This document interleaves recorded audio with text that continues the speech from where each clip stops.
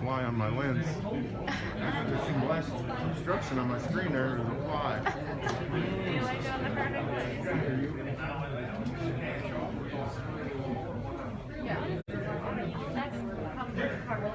That's what I'm thinking. That's exactly what I was thinking. I brought my work with me. Brought the light.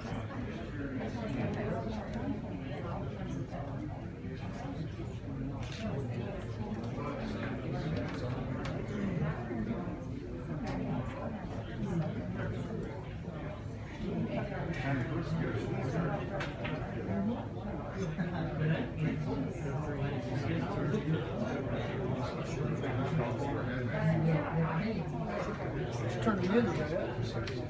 That'll be in the fashion catalog next year. Yeah. Hazmat suit. You know, we went with masks, so these blue things, something like the fashion masks now. Yeah, I got my dad's a Joey Logano. For his birthday, he got two Joey Logano masks. One's a scarf thing, and one is a regular mask.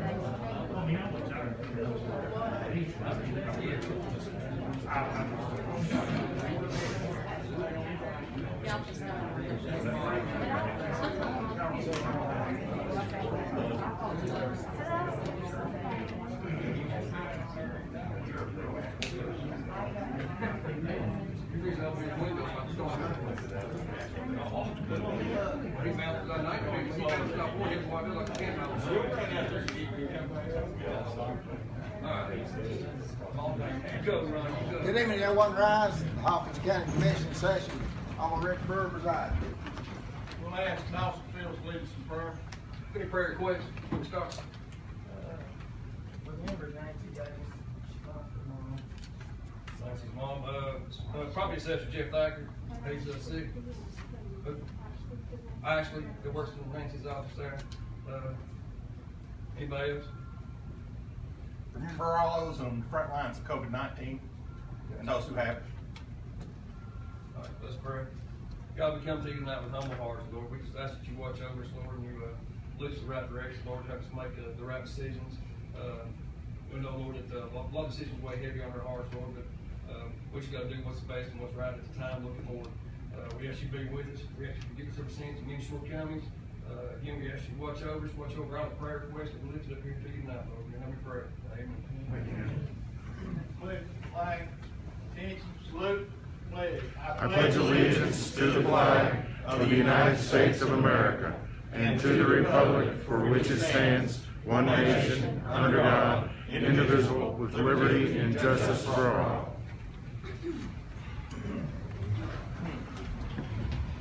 We'll call the meeting to order, and I have a couple of items that I need to read before we go any farther. The bathrooms in this building are out of order, so you have to go over to through the breezeway and up the steps to the left. Use those bathrooms over there. And also I need to read the maximum capacity of this room is 84 for bar marshal's orders.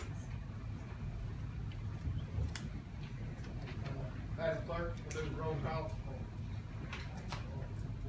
You guys will use your devices and vote, and we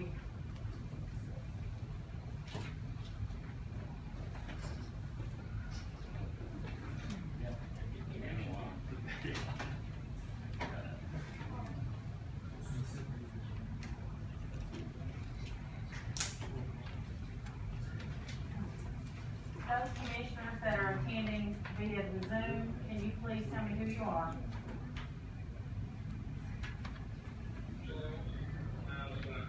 Thank you.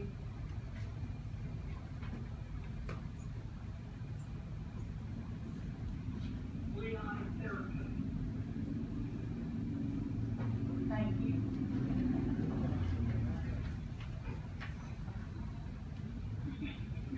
Ms.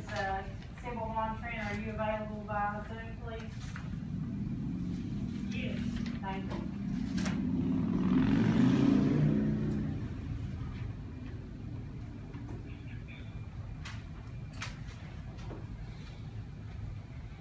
I also have in attendance Mr. Ray Jesse.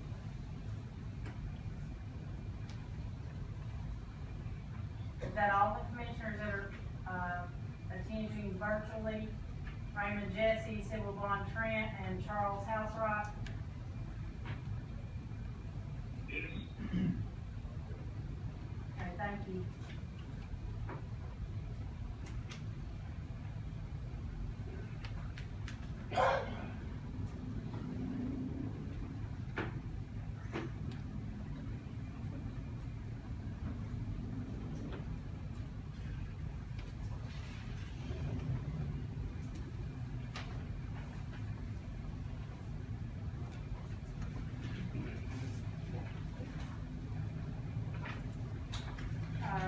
Mr. Chairman, we have 21 commissioners present.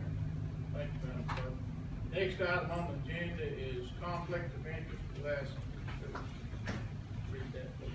Yes, Mr. Chairman, those of you that have a indirect conflict of interest, Madam Jeff Barrett, can you acknowledge that indirect conflict of interest for all actions and purposes of this meeting?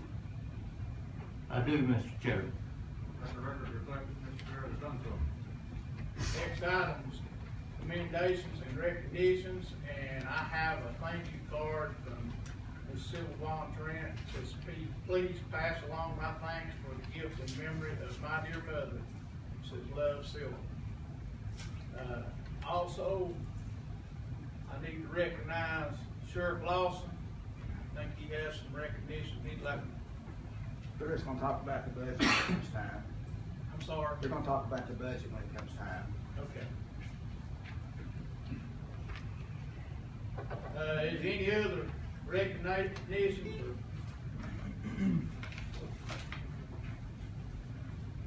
If not, any office reports or committee reports?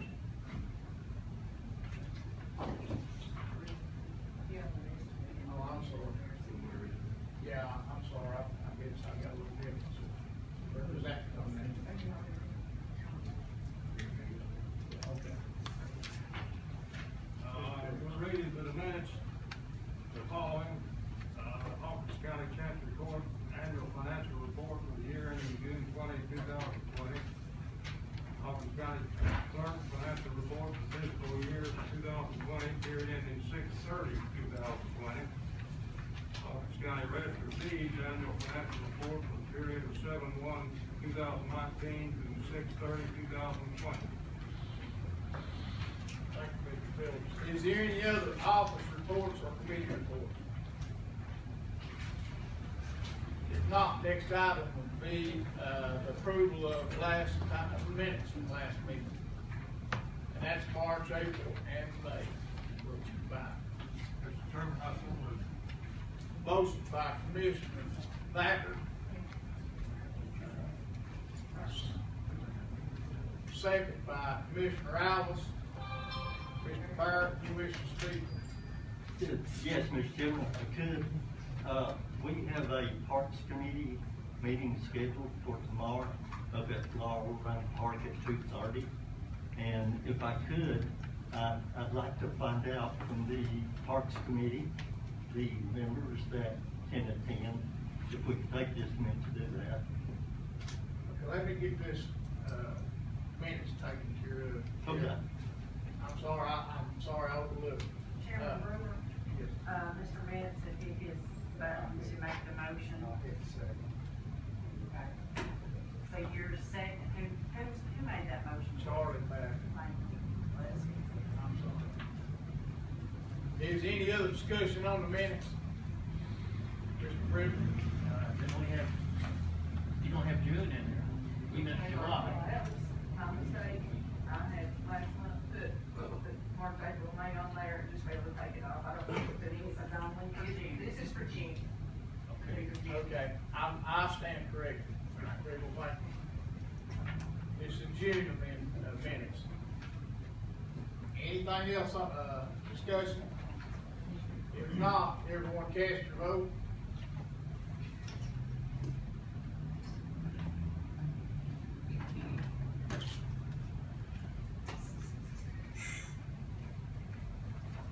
Commissioner Housewright, what is your vote? Yes. Commissioner Jesse, your vote? Yes. Commissioner Trent, your vote? Yes. Thank you. Motion carries. 21 yes. Next item, we can go into resolutions 2020-08-01, and we recognize Commissioner DeWitt. Mr. Chairman, can we take care of, Commissioner Barrett? Oh, I'm sorry. Thank you, Mark. Yeah, I need to find out, if we could, if Ray Jesse can attend the Parks Committee meeting tomorrow at 2:30 at Laurel Run Park. And also Commissioner Housewright. The question is for Mr. Jesse and Mr. Housewright, can you all attend the Parks Committee meeting? And that is at Laurel Run Park Yes. at 2:30 tomorrow.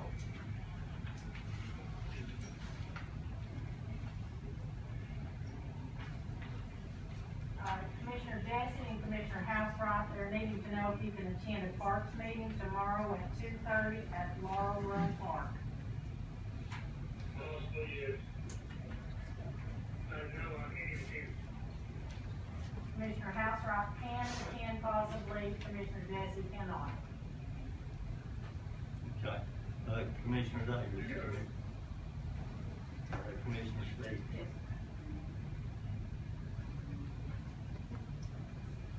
Okay, thank you. Now, Mr. DeWitt, I'll recognize you. Thank you. The Honorable Rick Brewer, Chairman, members of the Hawkins County Board of Commission in regular session, met this 24th day of August 2020. Resolution reference updated rules of order for the Hawkins County Board of Commissioners.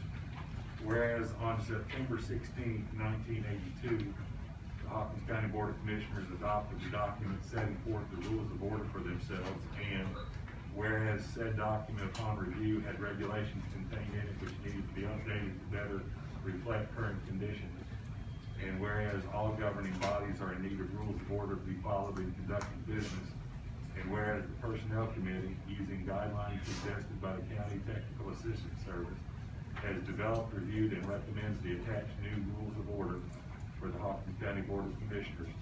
Now therefore be resolved that the Hawkins County Board of Commissioners approve the rules of order attached, and that such rules of order are adopted and in effect as of this date of approval, and thereby replace the rules of order approved in 1982.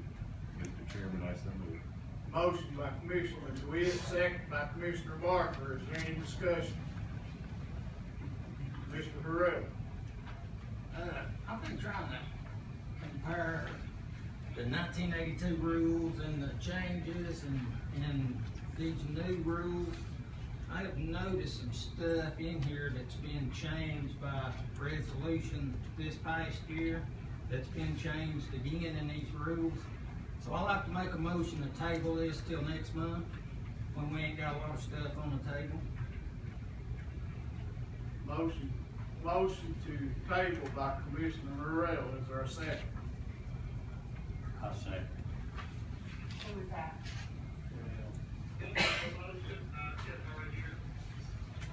There's a motion to table by Commissioner Harrell. Second by Commissioner Ellis. It's been seconded by Commissioner Howard. I can't even say anything on that, Ken. Okay, we're gonna vote on, I guess we'll do a roll call on that. Just a second, she's gonna fix it, okay?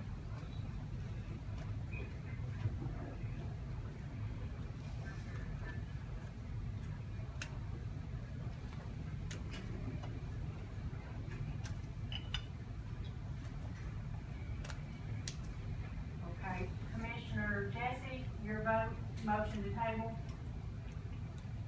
Yes. Commissioner Housewright, your vote on the motion to table.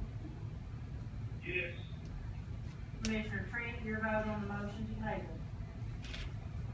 Yes, and please ask them to speak into the microphone. It's very difficult to hear them. Yes, ma'am. All right, everybody else can go ahead and cast your vote, please. Yes, to table.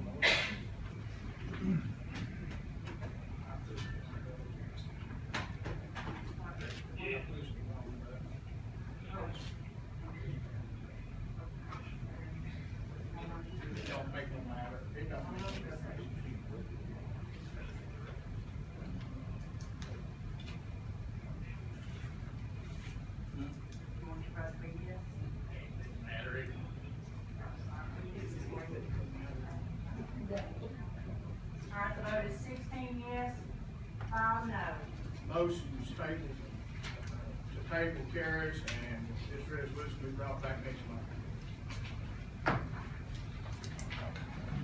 Mr. Chairman, Yes, sir. could I ask that those who have questions about it, you've had it for 3 months now. If you had questions, it could have been brought up before now. And if you would address me with specific questions by email, I would appreciate it so we knew what we're doing. Did everyone hear Commissioner DeWitt?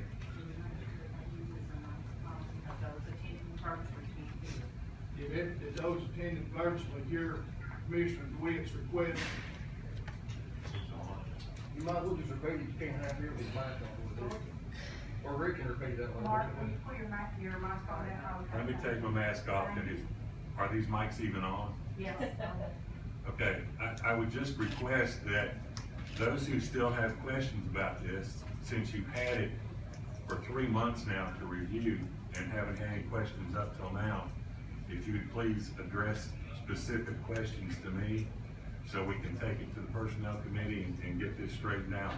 These new rules of order have been in process for nearly a year, and copies have been passed out, and there really shouldn't be any questions left. Thank you. Thank you, Commissioner DeWitt. Next item on the agenda is 2020-0802, and that resolution is introduced by Commissioner Alves. Thank you. To the Honorable Rick Brewer, Chairman, members of the Hawkins County Board of Commissioners, the regular session met this 24th day of August. Resolution in reference to fund the Hawkins County Fire Departments in the 2021 budget at the same level of funding as previously funded in the 1920 budget. Whereas Hawkins County Fire Departments received an additional $4,000 increase in the 2019 and 20 budget, and all fire departments still have a need for the additional funds. And whereas with the onset of COVID-19, many county fire departments took on an additional financial burden due to the restrictions of gathering, which prevented fire departments from having certain types of fundraisers. And whereas Hawkins County firemen have continued to work through the COVID-19 pandemic as a volunteer work and work daily, not only facing the dangers of firefighting, but now they have to protect themselves from the COVID-19. Therefore, be it resolved that the Hawkins County Fire Departments that were funded in 2019 and 20 budget be funded at the same level as the 2021 budget to help offset the funding lost due to the COVID-19 pandemic. Mr. Chairman, therefore, I so move. Mr. Chairman, I second that. Motion by Commissioner Alves, second by Commissioner Clones. That's second on the board already. Okay. Second by Commissioner Harrell. Is there any discussion? Mr. Kern? Thank you, Mr. Chairman. I have a question about the fire departments. Are there any other organizations that fall under this rule that are losing funds that we need to consider? Who are you asking that question? Addressing that to, Mr. Kern? I would address that to I would address that to Mr. Alves. Commissioner Alves. Probably so, but not as directly as the fire departments, because a lot of their funding does come from roadblocks and community gatherings and fundraisers and that sort. So I'm not aware of any of the other ones that have struggled as much financially as the fire departments would have. So I guess the one I would be thinking about would be somebody like rescue squads or things of that nature that would face the same situation. I tell you, you got me and Campbell and Jason Arnold back there, you can ask them. Now, as far as EMS,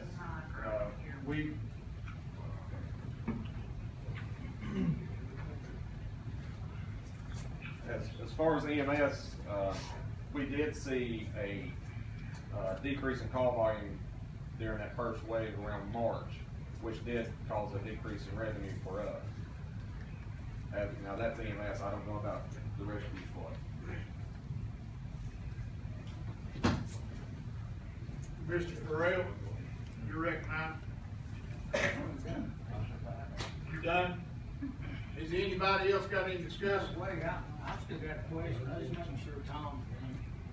Are you? I'm finished, yes, thank you. I'm sorry. Mr. Farrell. I wished I could sit here and say I never need the fire department or the rescue squad or the EMS, but I can't, and I know I can't. And I have talked to several of these fire departments, and I know they're struggling right now. They can't do their fundraisers, and they have lost a lot of income in the ever since this COVID-19 stuff has started. With that said, I'd like to amend this resolution and give each fire department $6,500 one time and take the money from the COVID-19 grant that we gonna receive if we ain't already. And that's my motion. Motion to amend by Commissioner Harrell. Did everyone hear that amendment? Is there a second? Hold on.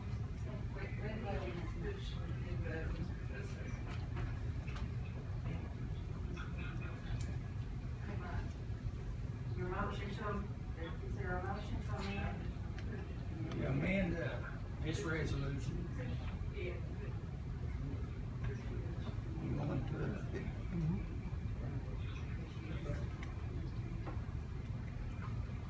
need a second.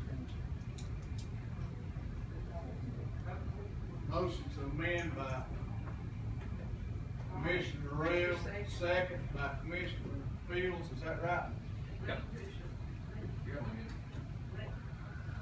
On the motion button.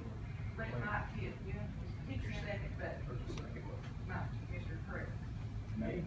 Yeah. Okay, that's what I mean. And then. Sorry. Okay, I got it. Mr. Betts.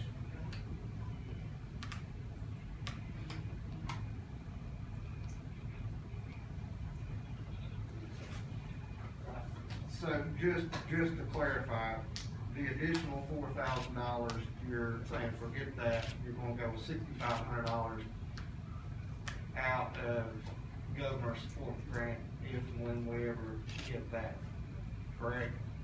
Yes. Okay, so that would put, now where the, in that public safety fund balance, there's $25,412. So I want to assume that's going to completely come out of that fund balance and roll it to zero. Why would it come out of that fund balance? I just said take it from COVID-19 money. So you're saying take the entire amount The of whole money. COVID-19 money?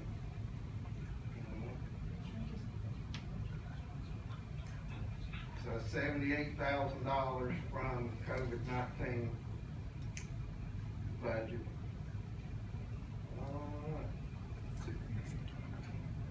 You have anything else with this? No, I mean, it actually improves your deficit by 3.18%, because the way it's originally written, it's going to increase the deficit by 3%. Is any other discussion on the amendment? If I could say just one thing. In June, I requested that we do a workshop to where everybody can be involved to state, here's where we would like for this funding to go. That wasn't acknowledged. We passed on to that. 2 months later, we still don't have the money. We're still working to try and come up with a plan. I would just respectfully ask that we just wait if the chairman would have a special call workshop just for this purpose to distribute those funds. I think it would be very beneficial. You may find that you may want to increase a funding level. And look, it won't, and I'll say from my standpoint, I won't be the one moderating the meeting. It will not be a budget committee meeting. It'll be a commission meeting.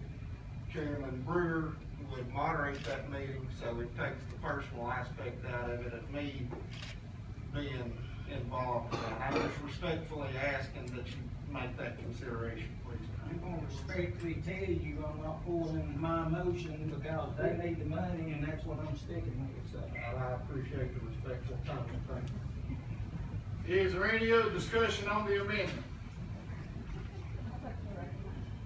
I need clarification.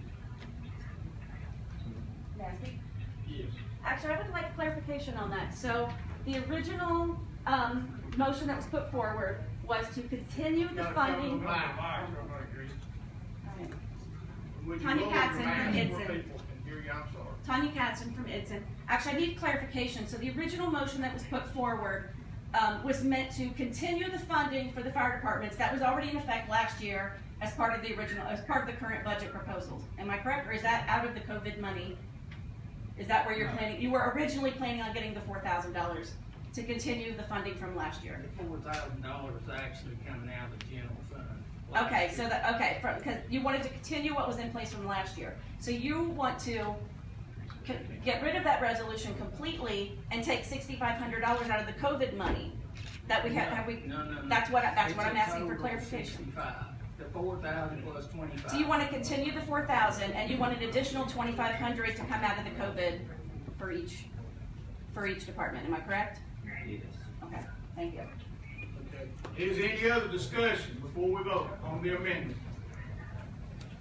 Ms. Meeks, do you wish to be recognized? I'm sorry, no. Okay. Okay, we're gonna vote on the amendment. I'm sorry, Mr. Plum, sorry. I'll make a motion to table it till next meeting. Motion to table, is there a second?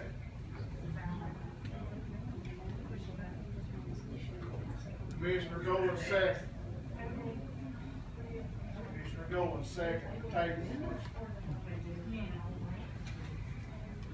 I don't see how you can table a motion till you vote on my motion. Table motion takes preference, it's a privileged motion, anyone can make a table motion at any time, it's a privileged motion.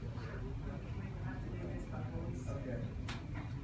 This is vote on to table this. Can everyone on the Zoom meeting hear me? Okay. All right. Let me clarify one thing. The motion to table is to table the resolution amendment is not passed yet. So you're making a motion to table this resolution, right, Mr. Clumps? Yes. Because the amendment's not passed yet. All right, this is a motion to table resolution 2020-0802.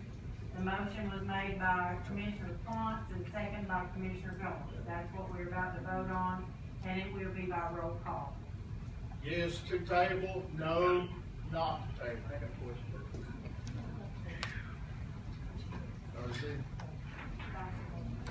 Mr. Fields. Hey, I'm just gonna ask a question. We can't have any discussion, but if you've got a question about the table.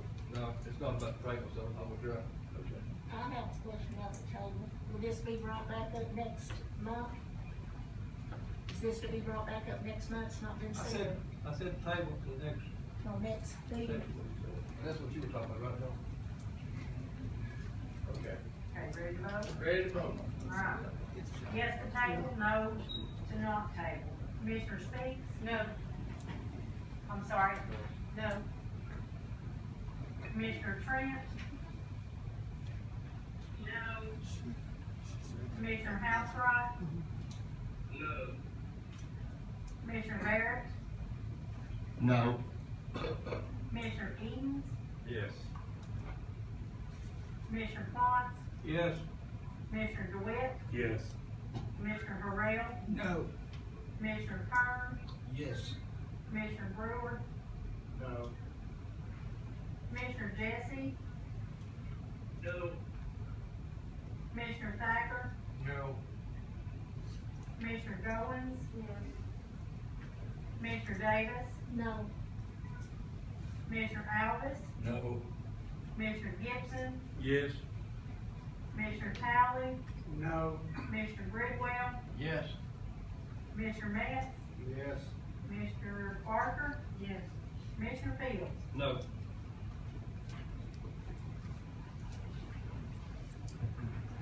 No.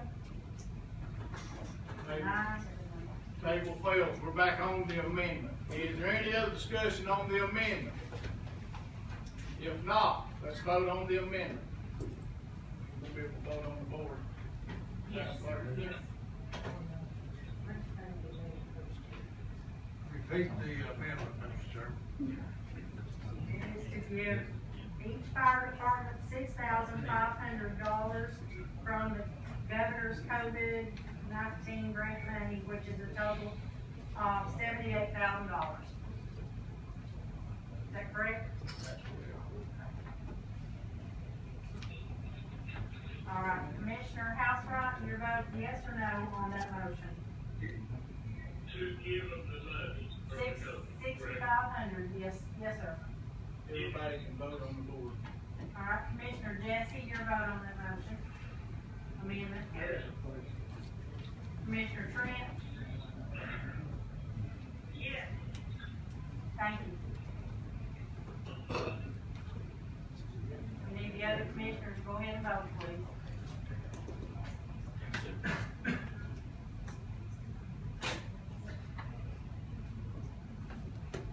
The vote is 17 yes and 4 no.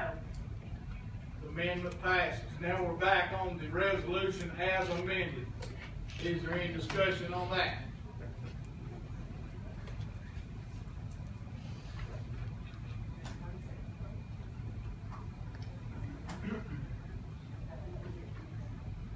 Okay. All right. Okay. So, Mr. Talley? If I understood correctly, and I just want to get my mind correct, we're still, the county's gonna give the fire department $4,000. And we're gonna take $2,500 out of COVID. No. That's it. Come out of COVID. Pardon me? All of it's coming out of COVID. All of it's coming out of COVID. Is there any other discussion? Go ahead. Corey Young, Hawkins County Rescue Squad. I wish you guys would consider the rescue squad. I know we're funded at a little bit different amount than the fire departments. We also cover a different coverage area than them.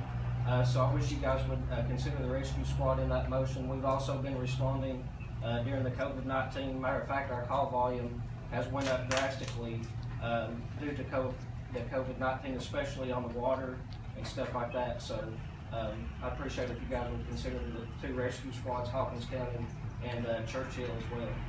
Thank you. Commissioner Goins? The only reason I was asking to table this resolution, which I think failed, but it's the fact that we've got a bunch of other resolutions to do with COVID money and what other Ms. decisions Goins, to make. you speak in your mic, nobody can hear you.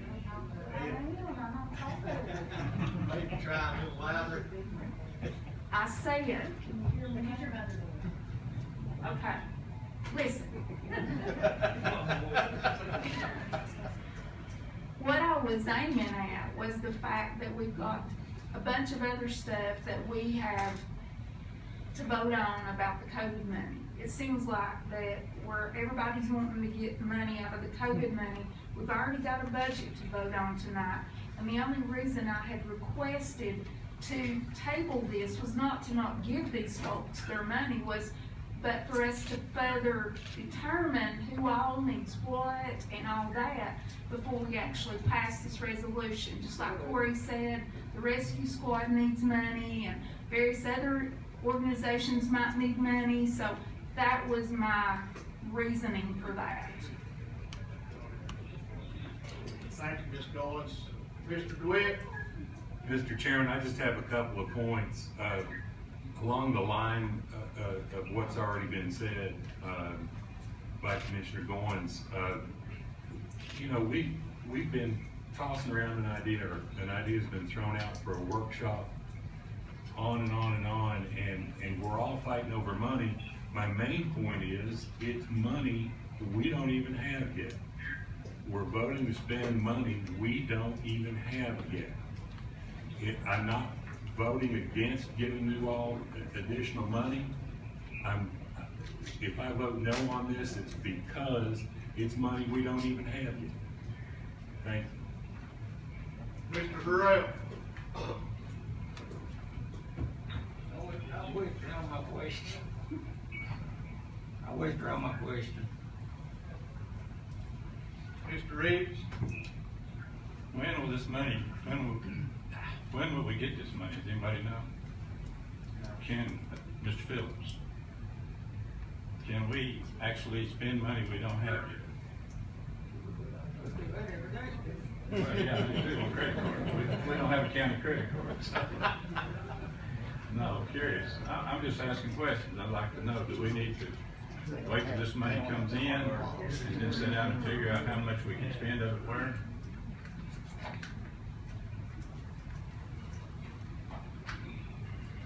Tell me, Rick.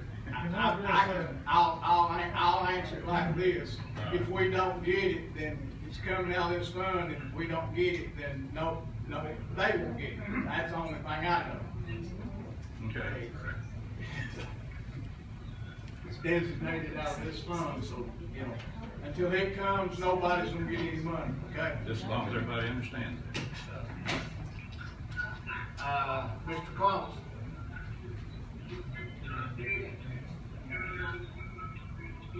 You wish to recognize? I think we need to, just like Mr. Eden said, send these resolutions here tonight.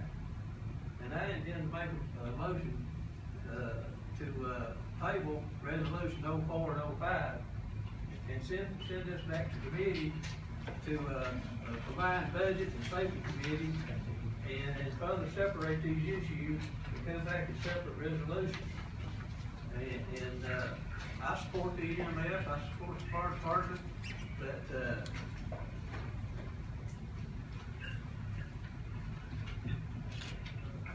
I just want to see it done right, and each as much as we can give to each fire department and rescue squad and stuff. But I don't feel like I want to vote when you got three separate issues, where the money's gonna go in one resolution. I don't feel like that's fair. It has to be to vote three separate issues in one resolution. I think we need to go back to committee. I think we need to get, like I said, the budget and safety, and Mr. Brewer and Mr. Lee together, and hash this out. Come back to something. I can get, no, we'll go ahead and help you. I'm sorry, are you finished, Mr. Combs? Yes, sir. Okay. I accidentally took my call. Mr. Harrell. It's funny that you guys are talking about resolution 2 and 4, but you're gonna let 5 pass without tabling it. He said 5. So, 5 to be amended. I'm gonna let Scott speak. Scott Rose. Is it pertaining to this motion? Is it pertaining to this resolution? No. Okay, let's get this resolution taken care of. Mr. Barrett? Question I've got, Mr. Chairman, is it possible to make a motion to table a resolution before it has been presented on the floor? That's my question.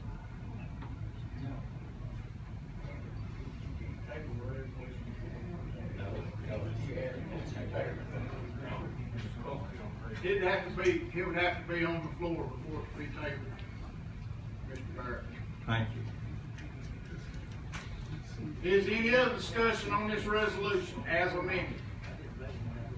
If not, cast your vote on resolution 2020-0802 as amended. This is motion as amended on resolution 2020-0802. Commissioner Housewright, your vote. Yes. Commissioner Jesse, Yes. Commissioner Trent. Yes. Thank you. Everyone else can vote on the board.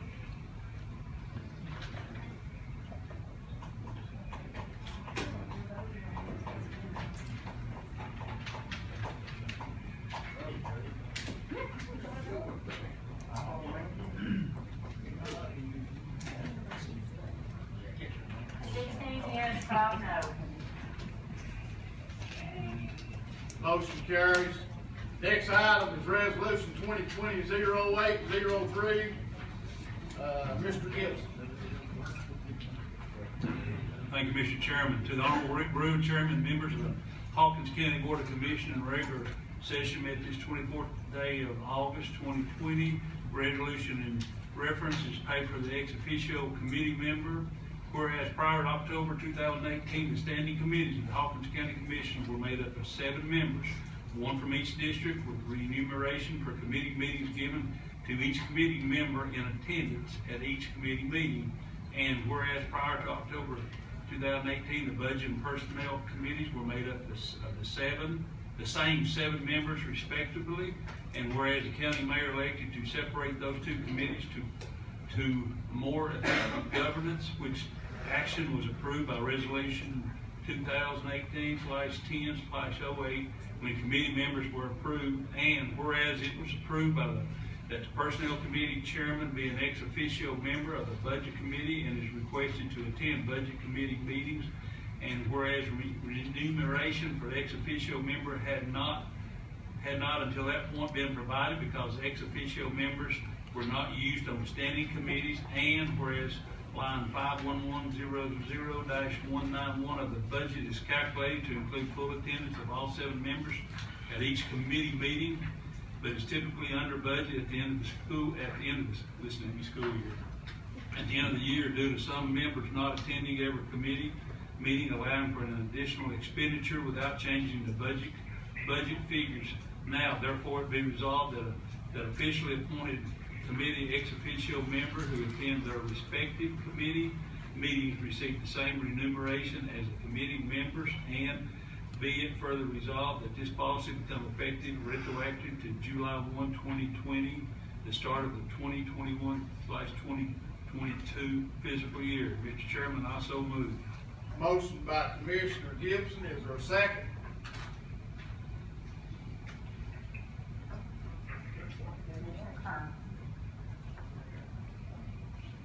Second by Commissioner Kern. Is there any discussion? Mr. Burrell. Is he required to go to the budget meeting? No. Mr. Gibson? As far as being required, he's a member of that committee. He's just a non-voting member. As far as being a requirement, I can't answer that yes or no, but he is appointed to that committee. Well, it's 21 commissioners here, and if one of us decide to attend this meeting, shouldn't we get paid also? No, because you were not voted on in the committees. We approved the committees that he was listed as that in that position. It's whoever the chairman of the personnel committee is. So doing this for him went through the personnel committee. Is that what you're telling me? No, it did not. And what brought it to my attention was when our W-2s were given to us, Commissioner Alvis made a comment about it. We looked at mine, I looked at his, and Commissioner DeWitt made the comment that he did not receive any compensation for that. And I started asking questions, and that was the answer, that it had never happened before due to the fact that this situation had never occurred. We're not looking to go back to 2 years, it's just starting as of July 1 of this year. So when the budget committee and the personnel committee meets at one, he's gonna get double paid, correct? By resolution that was passed back in February, March, whenever? We've never had a combined, because they're 2 separate committees. There's the budget committee and then there's the personnel, and to the best of my recollection, we've never had He is the representation of the Personnel Committee on the budget. That's all I got. Mr. Alves. Every one of us sitting here was elected to do the same job. Now, whether we're at the budget committee or at another committee, we should have the same say-so as anyone else. And if we take time out of our day, our schedule to show up at a committee, we should not only be recognized, we should offer the input, be offered the input to discuss and vote. And he said that would never happen as long as he's sitting there, and it hasn't happened. But I think it should happen. And I respect people here for going, but I think any of the other commissioners who wants to attend the budget committee hearings should also be paid and have input on the budget hearings. That's what I feel about it. I'm not going to make it in the form of a motion or anything, but I just think that's, I think every commissioner should be offered that. Mr. Mills. Historically, in prior administration, the Personnel Committee and the Budget Committee were one. They were the same body, the exact same body. In prior administration, 6 out of 7 members were current and former county employees. The reason this was done was to create a separation, yet also serve as continuity so that the Personnel Committee would be able to be briefed on what occurred in the Budget Committee and vice versa. It was just solely intended to be a smooth transition and to try and eliminate any form of impropriety or accusations of such. That was just solely based in separating those two was solely based on what had occurred in the past. Is there any other discussion? Mr. Britton. The ex-officio member will be a non-voting member, is that correct?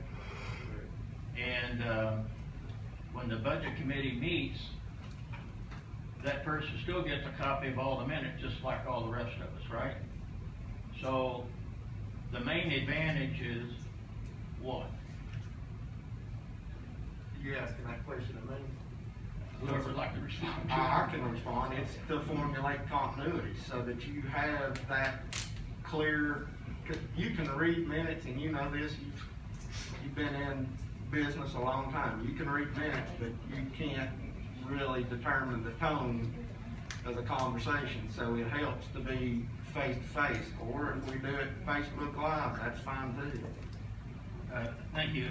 Then those are two very important committees. And shouldn't it be also fair that any other people on the committee would be allowed to sit in on those meetings also? It's public reading. But you only get one ex officio member that you're paying. That's what this resolution states. All right, thank you.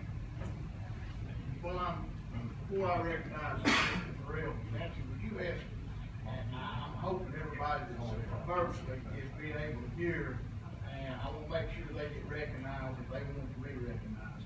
Mr. Burrell? Mr. Phillips, since these committees is in our rules, even though I know the mayor appoints it, can we make this back to one committee again? I think that'd be strictly up to the commission, yes. I wanna make a motion the next cycle that we make this one committee. And that way to save the taxpayers money.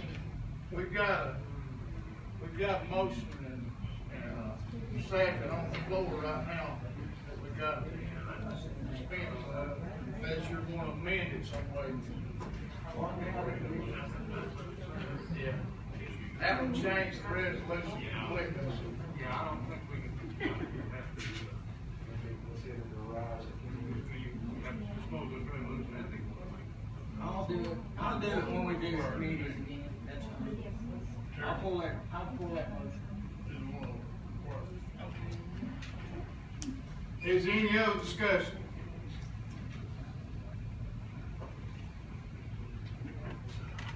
not, everyone vote on the resolution. Commissioners attending by Zoom, this is resolution 2020-0803 concerning the pay for ex officio committee members.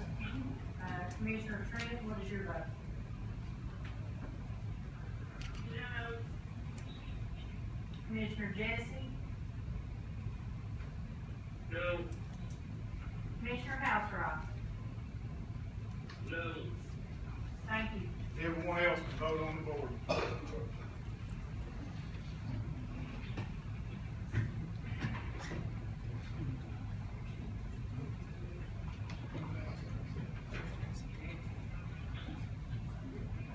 Commissioner Howes?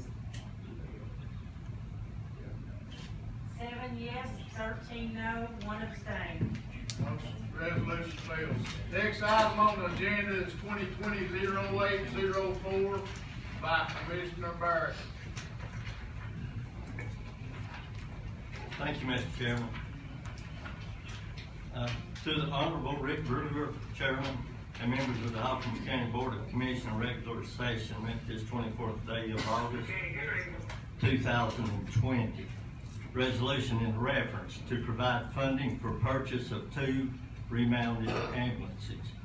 Whereas Hawkins County, Tennessee has a total area of 500 square miles according to the United States Census Bureau and has 11 major highways that transverse through the county, has 2 industrial parks, a county-owned public use airport, an explosives manufacturing facility, numerous railroads, and other assorted factories and businesses located within its borders.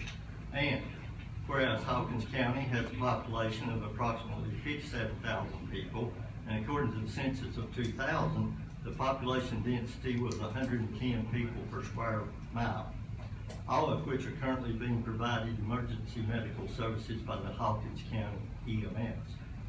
And whereas the Hawkins County EMS organization has appeared before the Hawkins County Commission numerous times expressing the need for additional ambulances, and in addition, the Hawkins County EMS Exploratory Committee has also appeared before the Hawkins County Commission expressing the critical need for ambulances. Numerous articles and letters from citizens have appeared in local newspapers, all stressing the critical need for additional ambulances and the urgency and importance of public safety. Now, therefore, be it resolved that Hawkins County will provide one-time funding in the amount of $275,000 to Hawkins County EMS to be used for the purchase of 2 remounted ambulances. If Hawkins County EMS ceases operations within 5 years following purchase of said ambulances, then the ambulances are to be given back to Hawkins County. Such funds shall be taken from the Governor's COVID-19 local support grant funds, the public safety and benefit of all citizens being of utmost importance. Mr. Chairman, I so move. Motion by Commissioner Barrett, second by Commissioner Harrell. Is there any discussion? Speaks. I have a few questions here. So is this going to be replacing ambulances that we already have, or is this going to be for 2 new ambulances so that more are in circulation? And if it's the latter, do we have the staff to man them, and the money, of course, to fund that staff? And then I'll finish after you answer. This money is for remounts, is my understanding. Is that correct, Mr. Barrett? Well, if I can have a little leeway from the commission, when I... Commissioner Barrett, if you all just let your mask down, everybody can do it. Okay. I'm sorry, but I can't hardly hear, and I know these people virtual can't hear. Okay. If I can have a little leeway, when I sat down and started writing this resolution, I tried to pay attention to the wording in the resolution. Some people may be opposed to buying ambulances. some people may be opposed to spending money on remounts. To me personally, I'm okay with it either way. Basically, going back to the recommendations from Dr. Blaine Jones's committee, from the very beginning, it was stressed that Hawkins County EMS needs 9 ambulances, best I remember, to cover the county. So that's basically the purpose behind this resolution, is to get wheels on the road for Hawkins County EMS, from my perspective. So to follow up then, we have 5 currently in rotation. 24 hours. So does this take it to 7, or does it replace 2 of the 5? No, this does not take it to 7. So it's just replacing 2 older ambulances? Yes. And then, okay, so that answers that, so I guess that wouldn't be a staffing issue, because No, it's the same amount. that was a whole different, budget item that I get to the, I think it's public safety committee that I get that. Sure. Okay, and then, and I just have one other thing to say about this. I'm an accountant, and I couldn't tell you the first thing about, running ambulances in Hawkins County, because I don't know anything about it. But we had this super well put together committee that met for several months and ran numbers, and, I remember being super impressed with the list of names on that committee, and their knowledge that they could put in that. And I just have to wonder sometimes, like, did we just waste our time because we've not done anything that they recommended? And I just think that's kind of, number one, a slap in their face, and number two, the minute that my son or daughter needs an ambulance, and I know that this commission does not listen to a committee of well-informed individuals on this county's EMS needs. $7 million in the bank won't go far enough, really, because that's just between radios and EMS, it's just a mess. And so when I read this stuff, it just bothers me that we have these people put together these recommendations, and maybe it's coming up in public safety meetings, I don't know, but to my knowledge, we've done nothing that they've recommended. That's all. Mr. Thacker? You were talking about 2 remounts. Yes, Does it take this 275? it can. It all depends on the truck that you have to send. It could require more work on one versus another one. I was thinking the remount was somewhere around maybe 100 to 105. The people at Rogersville's having a hard time hearing, sorry, get real close to your mic if you don't hear, I'm sorry. I'm just wondering about, if it took this whole $275,000 to buy 2 chassis. Okay, so that way we understand what a remount is. Yes. What we do is we take an ambulance that we have, drive it, haul it to this shop in Middle Tennessee. What they do is they take the box of the ambulance off the chassis that it's on right now. Strip it down, sand it down, take all the decals off, take all the lights off of it, repaint it, put new lights on it, new graphics, redo the inside of what needs to be fixed, and then it is set back down on a new chassis, a cabin chassis. Fired up, everything, that's what a remount is. So therefore, it all depends on what damage is done to the box, inside and outside, on what has to be fixed. So for sure, definite price, it all depends on what truck is remounted.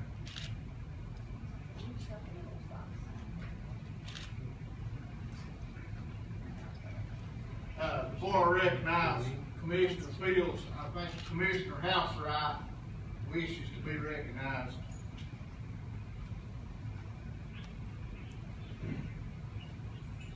Well, I can hear you, Mr. Housewright.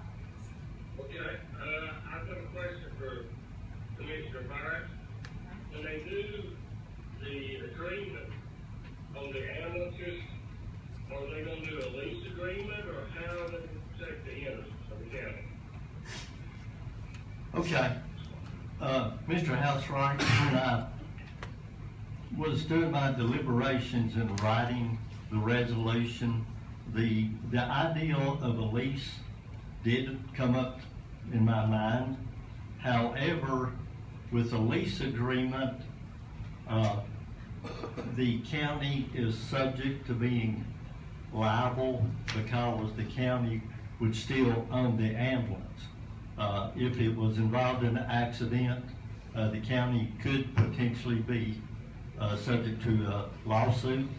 So for that reason, I went with the option of basically giving EMS the ambulance, and if they ceased operation within 5 years, the ambulance comes back to Hawkins County. Yes, sir. I could not understand what he said. If he said they was on a lease, I've got a question for Mr. Phillips. To protect the assets to come back to the county, as Mr. Phillips, if finds they can record a lien on the title and just do like a contingency clause, like it's after 5 years or whatever, let it come back to them, or if it is given to them, they cannot borrow the money and they still have insurance liability to take the assets to the county. Well, I understand he's not proposing for a lease in the first instance, but basically, if there is a lease, what do you say? Can you hear? I'll say, I'll Mr. Bryant say it. Okay, well, our county attorney is speaking now. Okay. He says he is not proposing a lease. What he's proposing is that they would own them, but if they cease operations in 5 years, there would be a right of reversion of the ownership to come back to the county. And that would prevent any liability from the county being the owner of it while it was in use. Okay, the right of reversion, can you still record a lien just like a financial institution, protect an interest and still it serves, but they could not dispose of it, correct? Well, with that right of reversion, that would constitute a land of sorts that they could not have full title of it until that 5 years was up, because if they didn't, it revert back to the county, and therefore they would no longer have title. So basically, the right of reversion is basically just like owning the land, so you protect the assets, correct? That's correct. Okay, thank you. Mr. Fields? Withdraw. Ms. Speaks? What is the, cost difference between a new ambulance and a remounted? It's usually about half the cost, Thank you. usually. Is there any other discussion or questions? Yeah, I thought I was the Lord. I'm sorry. Would you prefer 2 remounts or 1 new? Or all 3? Well, obviously, who would turn down 3? But I'm a firm believer in getting the most for your money. So the most for your money is 2 remounts. Right now, we've got 6 trucks that have over 200,000 miles on them. One of them will hit 300,000, and that'll put 3 of them at 300,000 plus miles. One's almost at 400,000. I'll take that floor. Yes, sir. I support the EMS 100%. But I'm gonna make a motion that we table this resolution, 04, 2020-0804, and we table, 2020-0805. That's improper right now. It's gotta be, you can make a motion to table this, but the other one's gotta be brought up before it can be tabled. Motion to table this resolution, is there a second? Y'all withdraw that. He said he'd be satisfied with it. Okay. Mr. Eads, your own discussion. How many of those with over 300, with over 200 are diesels? Do you have any diesels? Diesel? Yeah.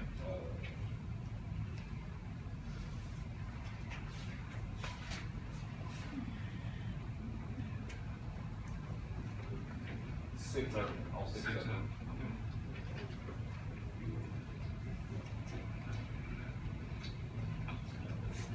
Is any other discussion? Mr. Clones? I'll make a motion that we, add to the resolution we got on the floor. I'll make a motion, we add to the resolution on the floor, the purchase of, automated external defibrillators, AED, for all county-owned vehicles, not to exceed $100,000. Motion to amend resolution 2020-0804. Did everybody hear that amendment? Okay. Mr. Clones, would you repeat that amendment? I make a motion to add to, 2020-0804, the following: the purchase of automated external defibrillators, AEDs, for use in all county-owned vehicles, and first responders, law enforcement currently not equipped, with AEDs that service Hawkins County to an amount not to exceed $100,000.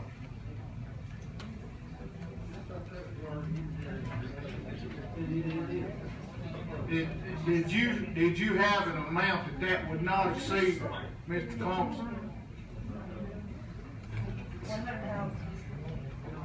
So not to exceed $100,000. I just took it out, of resolution 05. Okay, all right. I don't know. Is there a second to that? I'll second. Second by Commissioner Goins. I'm gonna do that one. Now, Let me make sure I have this correct. okay. Hold on one second for the. An amendment to resolution 2020-0804 to add or purchase AEDs in all county-owned vehicles for an amount not to exceed $100,000. Is that correct, Mr. Clones? Yeah. I just took that. Okay, is there any discussion on the amendment? Yeah, I got a question. Mr. Harrell? Where did you say that money was coming from? The $100,000? Well, you appropriate $500,000 to the water, in Stanley Valley, and by my regulations, they, I don't know if you, budget committee's already budgeted or what. My number says it's $600,000 still out of that grant. So you're gonna take it out of that 600, is that what you're saying? That's what it's for. And that makes the total of $453,078,000. If it's been budgeted somewhere else, Fires. just a mess. Is any other discussion on the amendment? If not, we're gonna vote on the amendment. Does everybody understand the amendment? Okay, go ahead and vote. All right, vote on the amendment, Commissioner Housewright. Was it not walking now, it's not exceed, I'll ask that. Not to exceed $100,000 to add AEDs to all county-owned vehicles for an amount not to exceed $100,000. Yes. Thank you. Commissioner Jesse? Yes. Commissioner Trent? Yes. Thank you.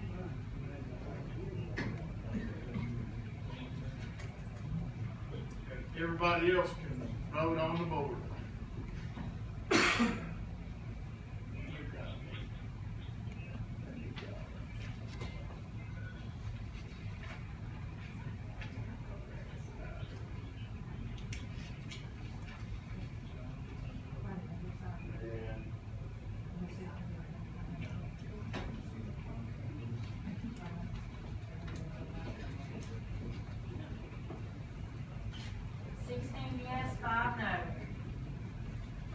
Amendment carries.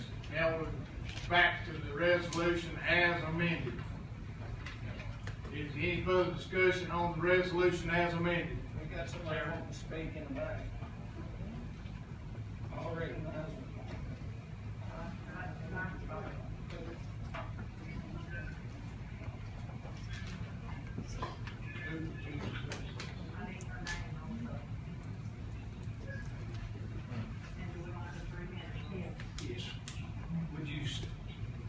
state your name and speak into the microphone, please. My name is Connie Johnson, and I have a few questions before you all do this. I know you're gonna do the vote, but I need to have some answers. Sir, how many of your ambulances are tied up every day, hauling people from here to doctor's appointments and back? And how much of your personnel and approximately how much money is spent for that purpose? How much money is spent For that purpose? on employees? Employees and the cost of the ambulances.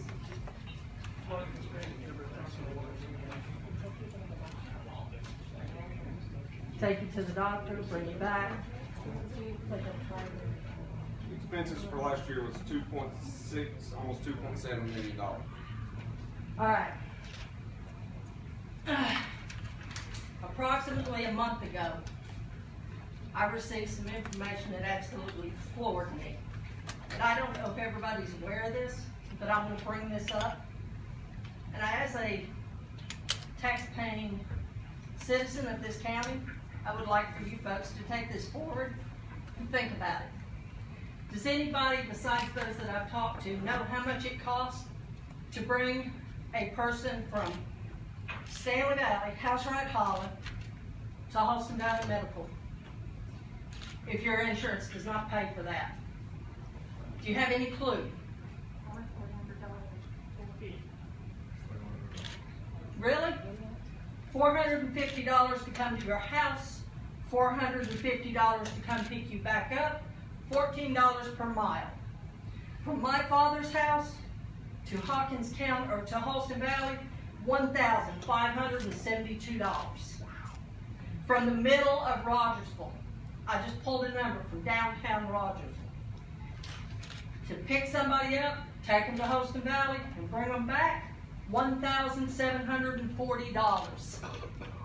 Now, I had trouble getting a ride for my father. He broke his hip, he is bedbound, he has to be in an ambulance to go to his doctor's offices.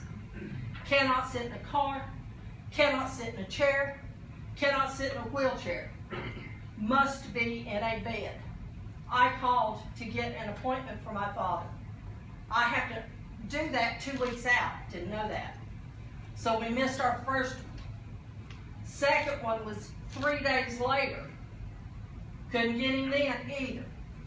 So then I talked to the doctor's office. They scheduled it 2 days out. And by the way, this was a post-op checkup. His first checkup after surgery. Emergency surgery for this hip. They set it 2 weeks out. I called Hawkins County EMS to set it up. They do not accept Medicare or TRICARE. My father is a 100% disabled vet. The VA does not pay 1 penny because they didn't make those appointments. So that was coming out of my parents' savings. That's just one trip. He had one with the lung doctor because he had gotten aspiration pneumonia while in the hospital. Then he had to go back for another visit with the hip. By the way, my father's still bedbound. I was told by the person who answered their phone, EMS, the lady, don't know her name, she said, oh, call Anderson Transportation over in Sneedville. They have a van set up for that purpose. By the way, according to the, they are no longer working. They're shut down, they're closed. Try Sullivan County. I called Sullivan County, I called Bristol, and all of them were so booked they couldn't help. So my suggestion is, before you put all this money into a ambulance, how about freeing up some ambulances you already have? Freeing up some personnel you already have. To transport my father up there, he doesn't need an EMT. He needs somebody who's qualified enough to make sure he gets oxygen, he's riding okay, we need somebody with a basic medical, whatever. We don't need somebody, a paramedic. So, how about we look at bringing in a couple of vans? Let's free up ambulances they already have. Let's bring in, and that way, it doesn't cost you almost $2,000 for your family, and that's from downtown Rogersville. What if you have to come from down there around TRW? Let's go a little further down that way. And I'm in Stanley Valley, so let's go back in Caney Valley. Let's go back in the loops. Let's go back that way. What's it costing these people? And how much time have you all spent in doing it? We shouldn't tie up their ambulances for this, but we should have something available for that. And I understand that you all do not, the EMT service is not part of the commission, but you all do help fund it.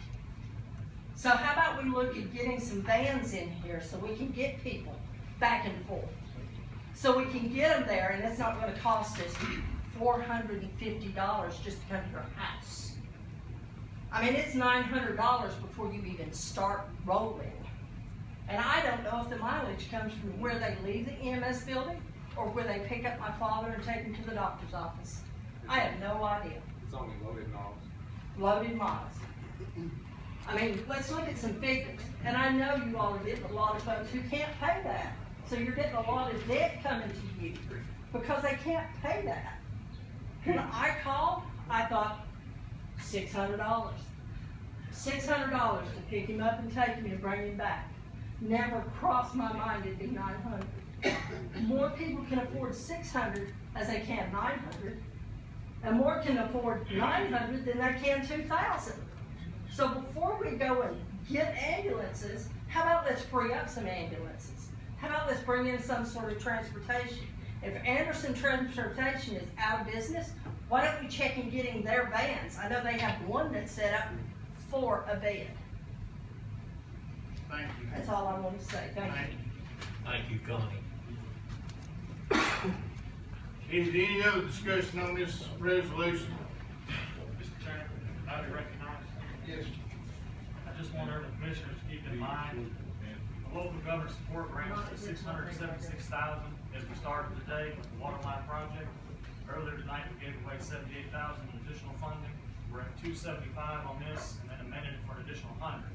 We're down to $223,000, excuse me.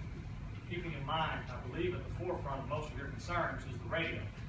If the radio was to not get the emergent CDBG grant, that is estimated $425,000. Just wanted that to be in everybody's mind, something that we can rank these projects where the money's going to come from. Thank you. Ms. Speaks. Yeah, I actually had someone text me a question that I wanted to ask. If we do pass this and there are AEDs on the county vehicles, where's the money going to come from to maintain the AEDs? It's my understanding they have mandatory battery and tab replacement intervals. And training. I assume you can't just let me out there. So, and who is going to pay training as well in that number?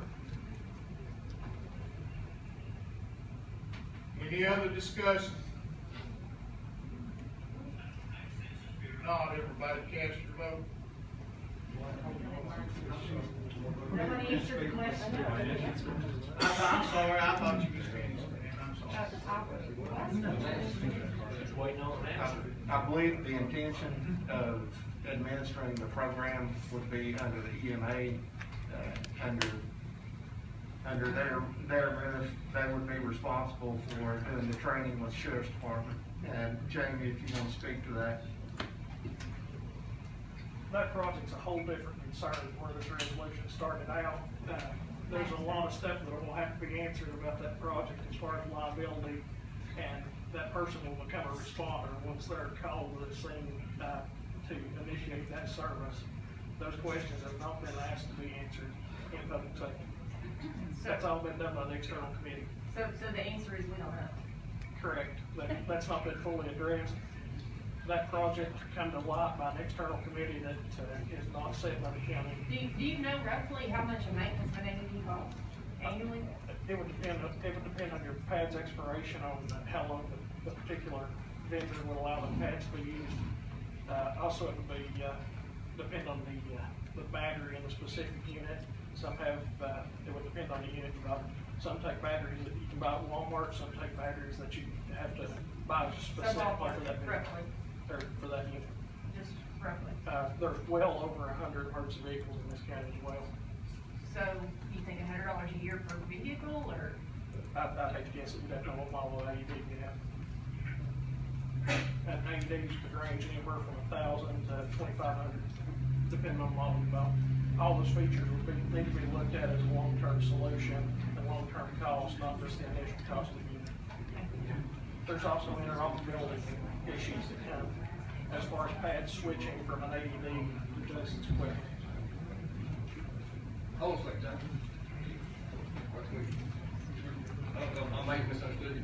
When you were talking about the cost of it, they put in a while ago 100,000, I believe. Did you say that there's 100 units and it could be anywhere from 1,000 to 2,500 per? Vehicles you get on the road, Greg. It's over close to 100 just in the sheriff's office. Probably about 65 to 67, something like that. I know as far as radios, it was about around 100. So, and then you've got multiple fire department vehicles. Where this project's going to go is yet to be determined, but when you say every emergency vehicle, there's well over 100. And I mean, if the cheaper ones are $1,000, we're not even. Right, We're not even getting there for You have this. to start a program like this somewhere, Yeah. but just know that amount will cover every emergency vehicle. Would it get it in the most vital locations? That's the way you would approach this project, but in the most vital locations, the most readily available emergency vehicles in the field. We cannot hear.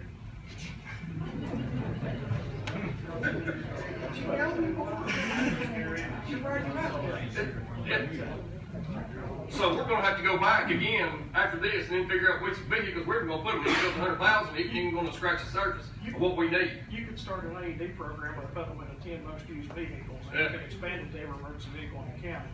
There's a lot of questions being answered there. And like I say, my understanding of that AED committee is an external committee that's not attached to the county government. Mayor, is that correct? It's not that I know. I mean, Yeah. So at some point, there would have to be county involvement to put those AEDs in the county vehicles on training and recurring costs. where do you stand on this? Fully support an AED program. Vital need, that rapid defibrillation that is life-saving. I also feel that an emergency responder don't feel comfortable with that technology, don't need to be put in that scenario. Thank you, Jay. Are we ready to vote? Can I point out the resolution says all county vehicles, not emergency? That's a lot. That's what I was worried about. So it does, the amendment, when he took that out, number 5, it says all county vehicles. I mean, I don't know. That multiplies that number by much more than what I was talking about. Yeah. I mean, I don't know why, if you want to speak on that, because it says all. I mean, all's a lot of vehicles, man. Well, I'm assuming the squadron vehicles already have something. I have no clue, sir. We got people pulling lawnmowers in the county vehicle. I mean, just saying, because it always ends up that our county comes back with something like in the bus, that we don't cover our work, so. Okay. Come to order. Is there any other discussion? Oh, yeah, I was talking about that. I mean, really, are we gonna cover and keep it as all county vehicles?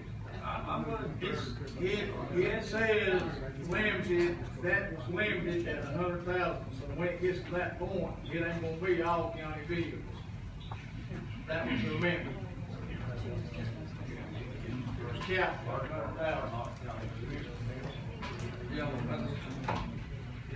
Is there any other discussion? Yeah, I've got some. Mr. Harrell? Since it's been discussed here, that we really ain't for sure what we really need to, where we need to actually put these AEDs. I want to make a motion to table that part and send it back to the committee and let them figure out which vehicles we'll need. Back to public safety to make sure which vehicles gets this system, so we ain't putting them in every county vehicle in the county. You can't table this part of it tonight, this resolution as amended. Well, I want to amend it. We're getting ready to vote on the resolution as amended. If you want to table it, it has to be the whole Let thing. me change my amendment. If it passes, if this amendment passes, we send it, that part back to the committee and let them figure out where these AEDs needs to go. So you're making a motion to amend. I made it to, yes. Amend the amendment. State.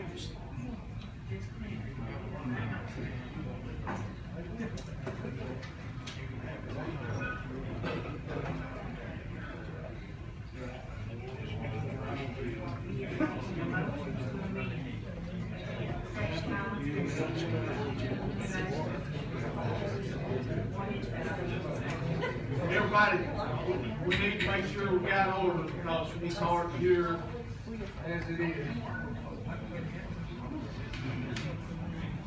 You're wanting to amend the amendment part of the resolution. Am I clear on that, Mr. Brill? If it passes, it goes back to public safety to determine which vehicles gets the AEDs. Well, let's vote on it, and then you just make a motion after you vote on it. It'll be the simple thing to do. Would that not be the simple thing to do?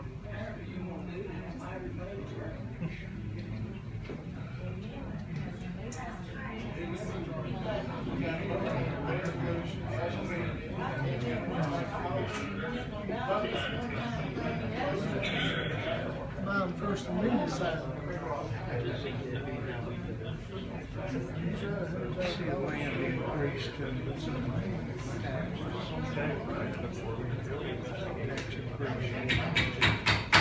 Everybody, let's try to be as quiet as we can because we're having a hard time Mr. Royal? Yes, sir. Can we vote on the resolution as amended, and if it does pass, then you can make a motion to send that part back to committee? Is that would be the proper? That sounds great. Okay. Let's vote on the resolution as amended. What we voted on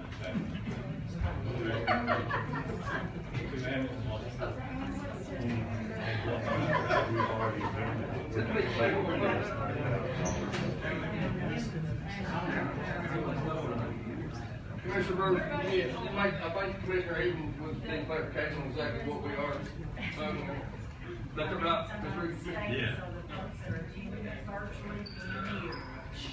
We're voting on the resolution as amended. The amendment that passed was to buy the AEDs for county. How was that stated? For county? County-owned vehicles for an amount not to exceed $100,000. Okay, does everybody understand that? That's what we're voting. As passed, and we're voting on As amended. the resolution as amended. For the two ambulances. Commissioner Housefly as amended. As amended on the ambulances with the AEDs, correct? I think here.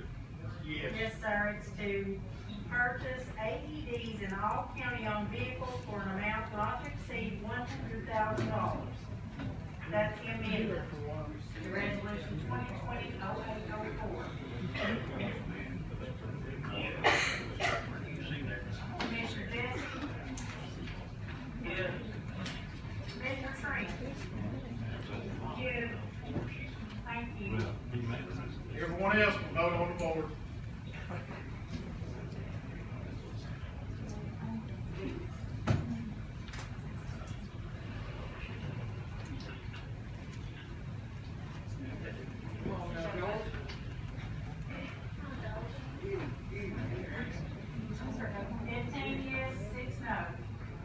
Motion carries. Next item on the agenda will be resolution 2020-0805. 0805, and that's by Commissioner Davis.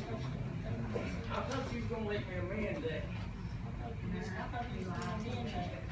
Okay, you didn't speak up, but yes, I will recognize you, Mr. I'm gonna back up and recognize Commissioner Harrell. I wanna amend that resolution since it's passed. You're just gonna make a motion. Make a motion, I'm sorry. I guess then, we can have another order on this? To send that resolution back to public safety so they can determine where the AEDs needs to go in the county vehicle. Is there a second to that motion? Y'all second that. Motion by Commissioner, Oh, second. Sorry. motion by Commissioner Harrell, second by Commissioner Phillips.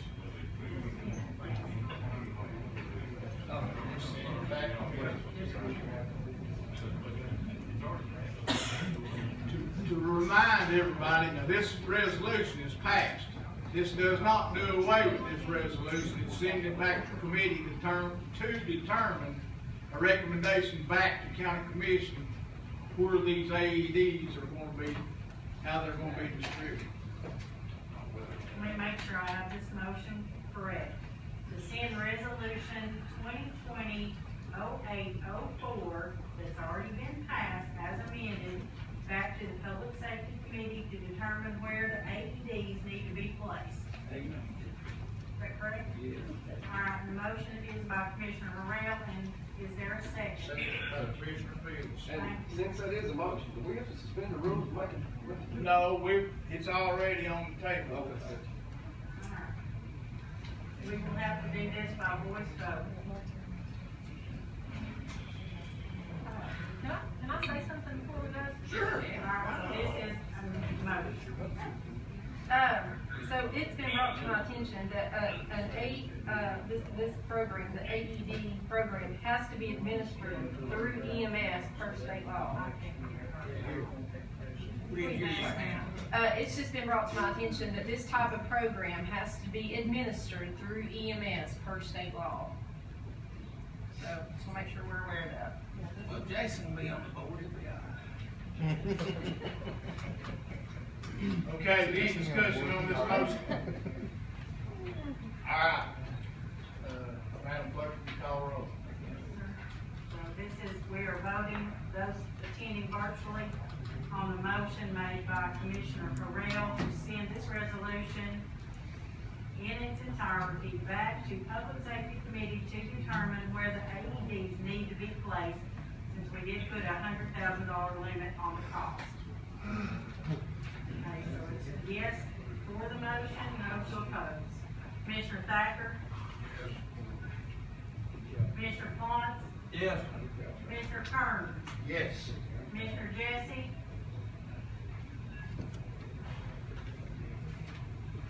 Commissioner Jesse? Yes. Commissioner Speaks? Yes. Commissioner Speaks. Did you say yes? Yes. Yes. All right, everybody needs to speak up because I cannot hear. Commissioner DeWitt? Yes. Commissioner Harrell? Yes. Commissioner Fields? Yes. Commissioner Barrett? Yes. Commissioner Barker? Yes. Commissioner Housewright? Yes. Commissioner Edens? Yes. Commissioner Davis? Commissioner Trent? Yes. Commissioner Metz? Yes. Commissioner Bridwell? Yes. Commissioner Gibson? Yes. Commissioner Goins? Yes. Commissioner Talley? Yes. Commissioner Brewer? Yes. Commissioner Alvis? Yes. 21 yes. Motion carries. Now we'll recognize Commissioner Davis on resolution 2020-0805.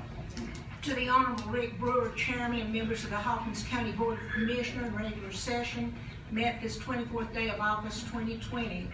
Resolution in reference, rescinding resolution 2020-0604 to equitably allocate funding to impact the safety and security of all Hawkins County citizens. Whereas on 22nd June 2020, the county commission voted to allocate up to $500,000 from the governor's local support grant to extend a water line in the Carters Valley Road area of Gravely Valley Road, Cobb Road, Mount Zion Road, and Tipton Lane of Hawkins County. And whereas the unprecedented local and international impact of the COVID-19 pandemic has created significant uncertainty in the health, well-being, and economic security of the citizens of Hawkins County, and whereas the impact on the citizens of Hawkins County due to the closures of health facilities, practices, and limitations of health care services provided by Ballard Health has left the citizens of Hawkins County even more vulnerable at a most challenging time. And whereas the extended transport time of patients to points outside of Hawkins County leaves citizens increasingly vulnerable to an increased length of time void of any ambulance service. And whereas in an effort to improve life-saving response time to citizens facing imminent death due to the limited response times, and whereas employees of Hawkins County have contracted and continue to be exposed to COVID-19 through their unrelenting desire to continue service to the taxpayers of Hawkins County. And whereas the Hawkins County legislative body desires to provide a small economic stimulus package benefiting employees and the local economy by providing additional economic support in this uncertain time. And whereas, and furthermore, in the assurance of avoiding discriminatory practices benefiting a select group of taxpayers, the Commission desires to make significant impacts to all citizens of Hawkins County. Therefore, the rescinding of Resolution 200604 will reallocate funding in a manner consistent with compassionate equality to all citizens by investing taxpayer fundings in the following impact manner: purchase of automated external defibrillators, AED, for use in all county-owned vehicles. First responders and law enforcement currently not equipped with AEDs that service Hawkins County to an amount not to exceed $100,000. Purchase an ambulance to Hawkins County EMS at a rate of $1 per year, pending lease agreement drafted by the county attorney to amount not to exceed $200,000. Provide 1,000 COVID-19 stimulus hazardous pay to full-time employees of Hawkins County based on guidelines set forth in the fund distribution procedure attached to this resolution. Provide 500 COVID-19 stimulus hazard pay to part-time employees of Hawkins County based on guidelines set forth in the fund distribution procedure attached to this resolution. Therefore, be it resolved that the above expenditures are solely contingent upon rescinding 2020-0604 to properly appropriate funds benefiting the entire population of Hawkins County. Mr. Chairman, I so move. Motion by Commissioner Davis. Do you wish, are you leaving all of that in that resolution? I would like to amend to pull the AED since that is already passed. So item 1 and item 2, is that what you're saying? We're already did I this. want to make sure what we're saying.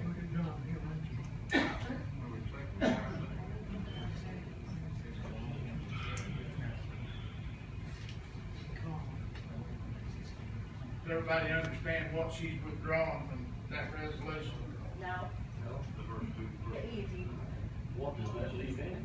Purchase the AEDs and purchase of the ambulance.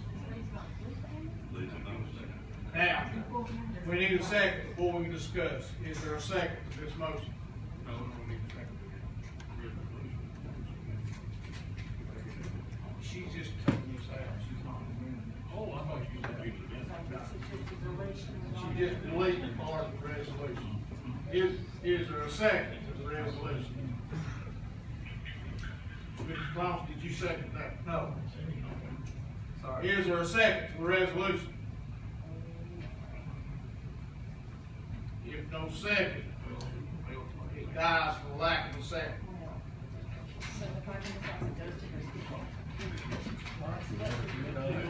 Next item on the agenda is resolution 2020-0806, introduced by Commissioner Thacker.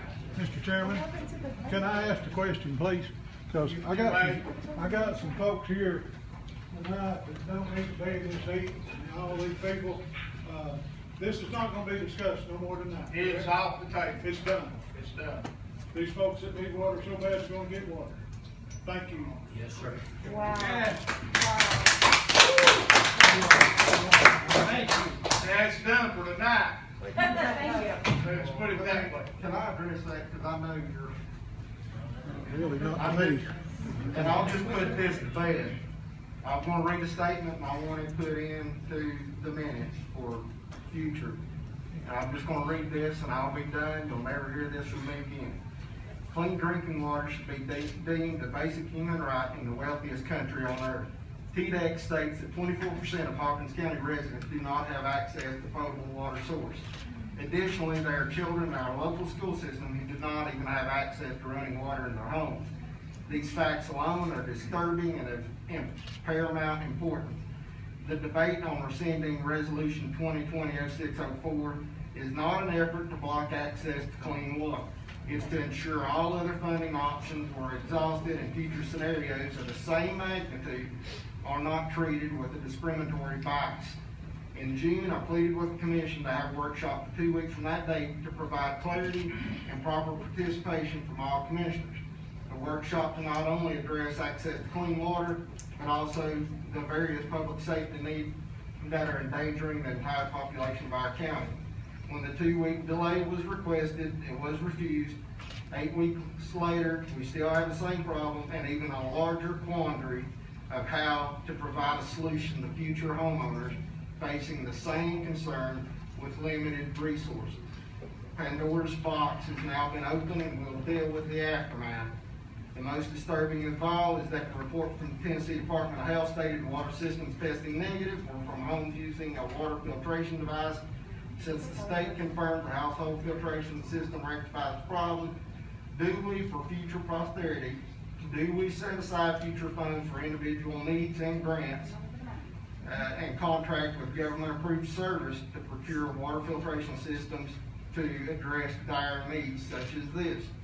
The current solution does not provide an ounce of clarity for future county commission and those citizens who will face the same dilemma in the future. The county commission must deal with a variety of needs while keeping an eye on long-term future effects. How we address this issue will determine future outcomes affecting all of our districts.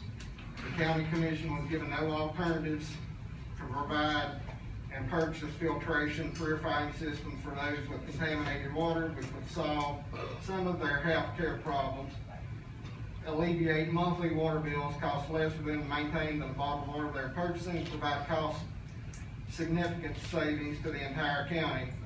Another alternative of advertising a 30-year loan utility district and an attractive fixed rate was of zero consideration. For anyone who's taken my position as a personal attack, please know that was never my intent, and you have my firm apology. I've lost lifelong friends over my concern of the long-term ramifications. That is regretful, extremely unfortunate. And I'm glad, I'm thankful that it went the way it did. I just want to bring to light that this is not dead for 24% of our county.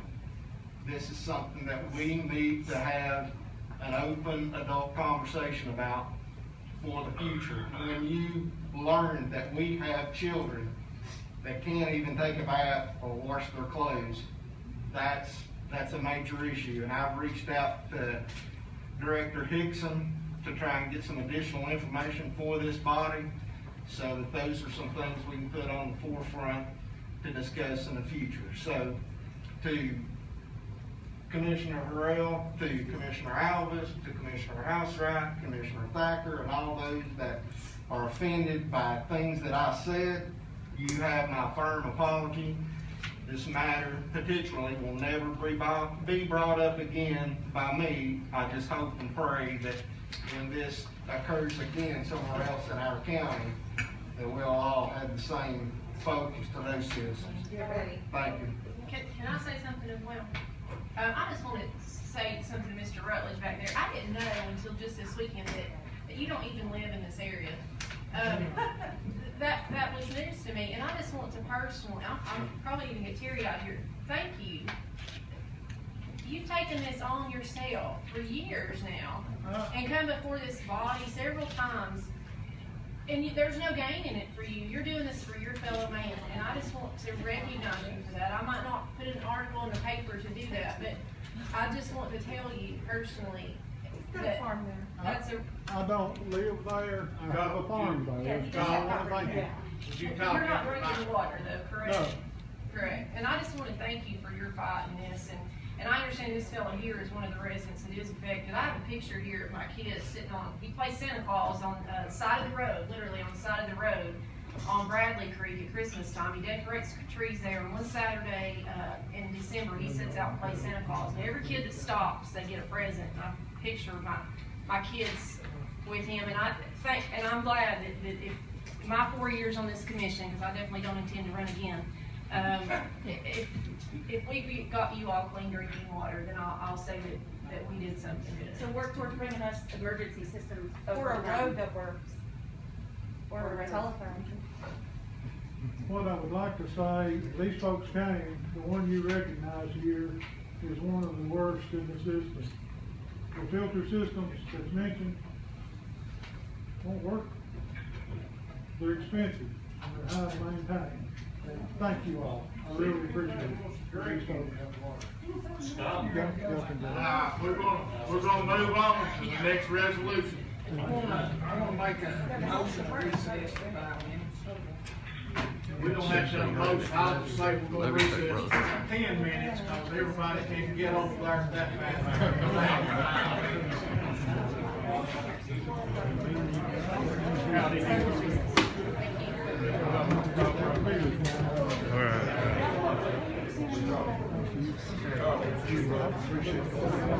Be around here.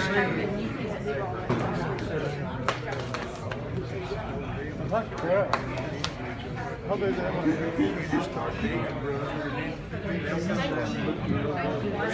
There you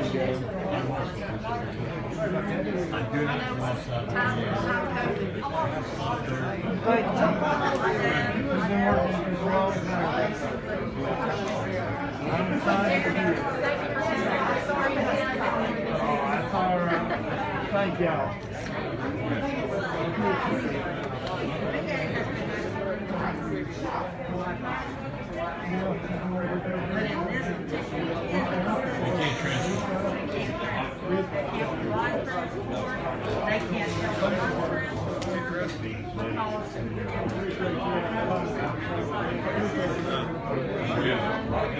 If you could have got here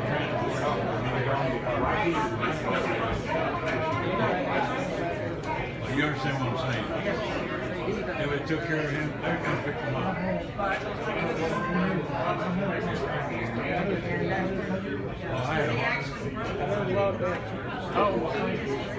I hope it's good. Yeah, I do appreciate what y'all did. I wouldn't want else done. I wouldn't put any time. I drove myself. They take care of us.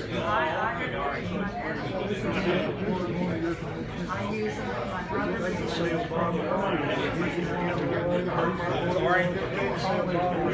Oh, yeah. Yeah, once upon a time, we didn't have bottled water.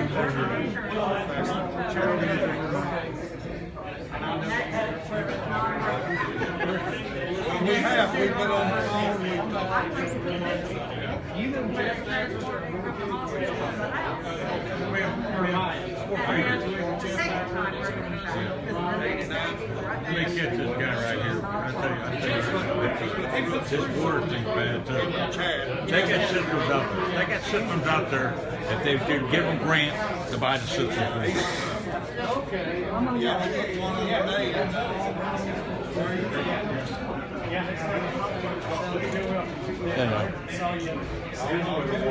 I'm here again. They got systems out there that works. The filtration water, their household system, Bean Station, Smith down there, pump company.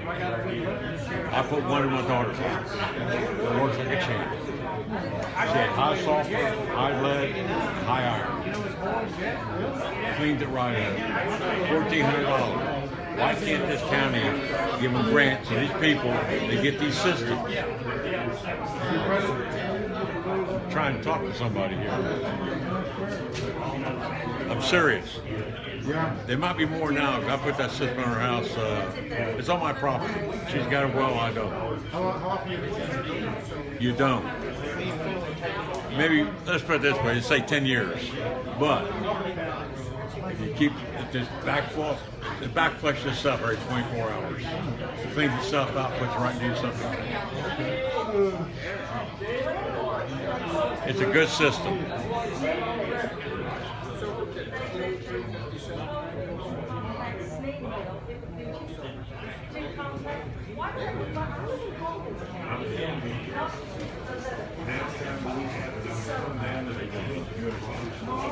What do you say, man? How you doing? Hello, youngin'. Look at, I said I'm going to wear a peach-colored shirt today, and look at what he did. He wanted to be just like me. When I grow up, I won't be just like him. Not as big as him, just like him.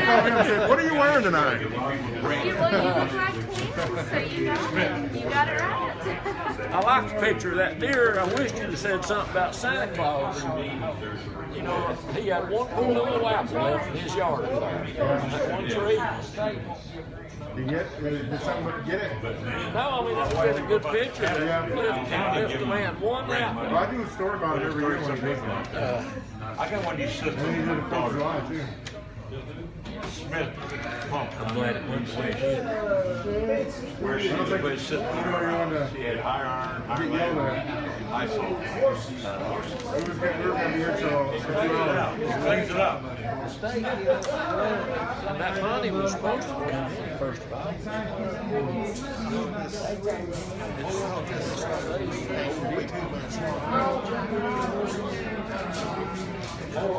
I understand what you're saying, but the thing is, they had her work straight. It wasn't quite that bad. It's sorry, do something, don't drink it, don't take medicine, buy a bottle of water. So I bought the system. Your system. Yeah. He got hurt that by her work. When I woke up, the news was not working like a champ. Back flushing himself, so there goes up. The cancer is gone. Back flushing himself. They've been here now for 8 years. $1,400. Back on the body here.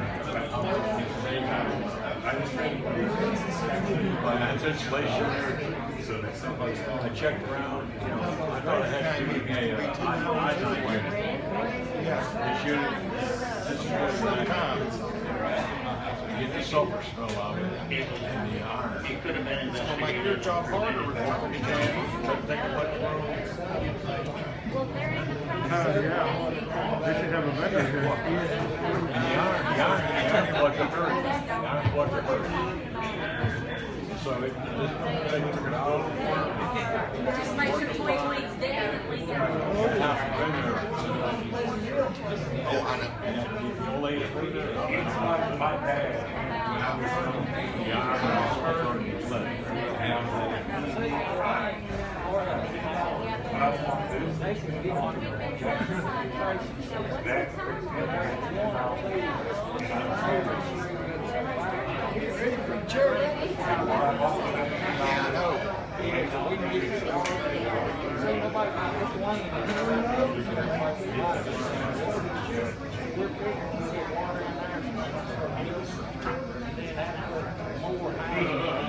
my understanding is My son was playing with tap Jimmy. water's coming Football game from. at the Dolphins bench tonight. That's what they said. And then on top of Go, sometimes I can't.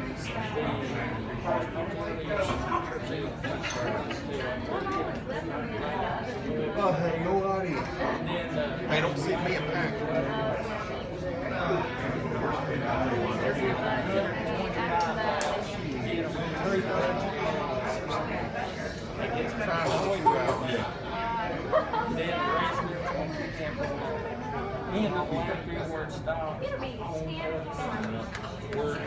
Always snooze. Yeah. I know that the landfill, they blew a lot of it.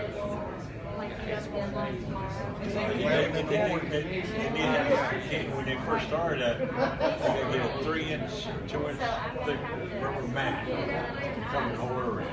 They worked on Start off with the fence. I'm a steam fitter blower. I went 7 hours over. I went 7 hours over this past week. I'm what? That means I won't be at the kitchen for 33 hours. I was gonna try to leave a little early, but they had some other things to do that I need to study.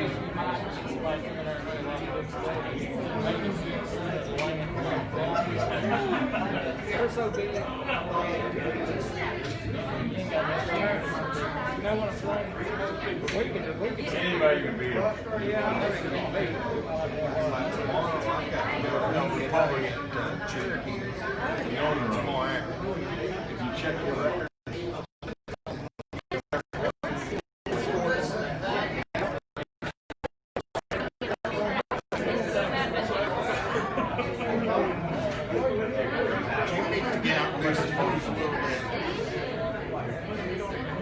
but no, you know what I'm talking On the about. way, they don't make you do that. I'm not even waiting. Don't tell him I said that. Steam fitter blower. And I think that thing is making the county money. The revenue off of it. It's clean. Burn the garbage, make electricity. Right. I say you're wrong, you're going to burn it. I come to the back. What is the money right here? Hey. What are you doing? Make it right here. What are you doing now? We got 2 more arguments. 2 more, please. And I'm out for governor. Mayor last. Oh boy, you looking good, man. I'm glad it's made. That's all you know how to do. You ain't even gonna try, do you? I ain't about to look good, look easy, too.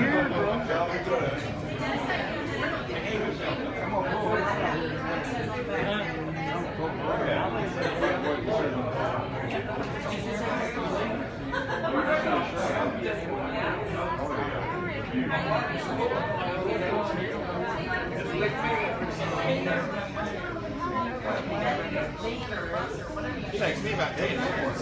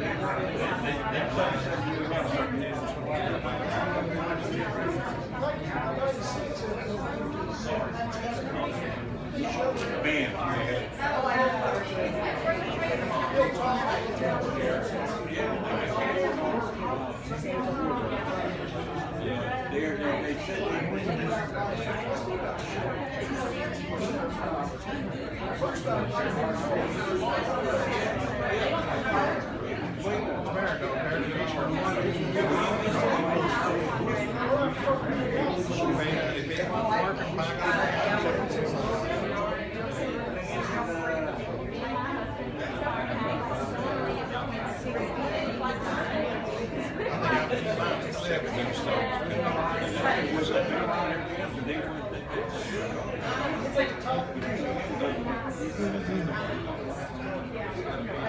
Everybody have safety.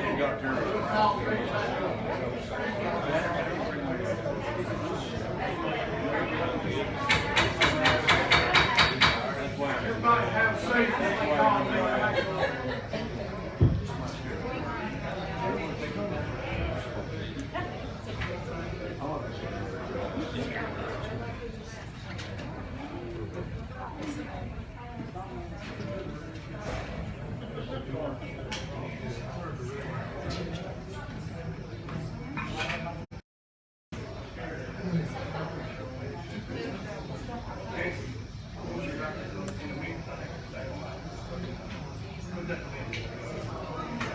Okay, we're gonna call the meeting back to order, 2020-08-06.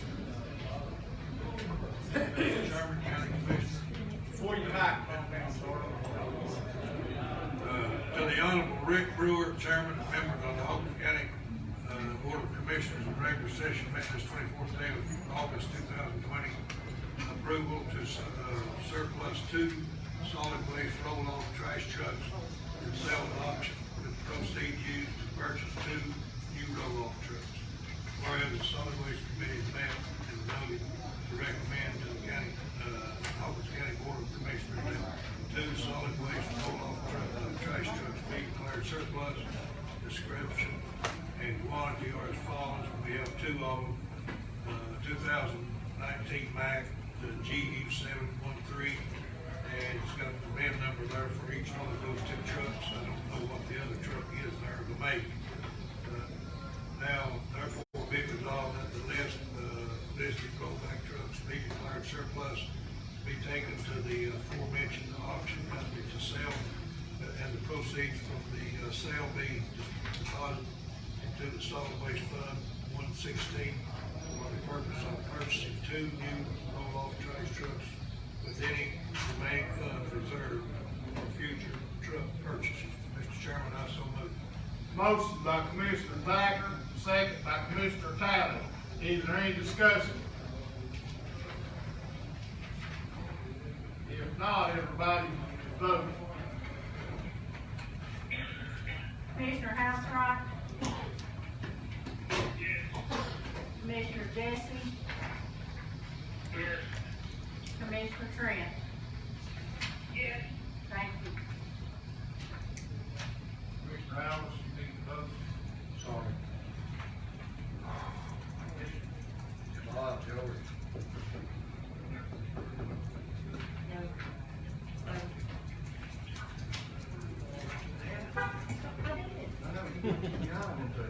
Oh, I'm sorry. I forgot I was for Keith.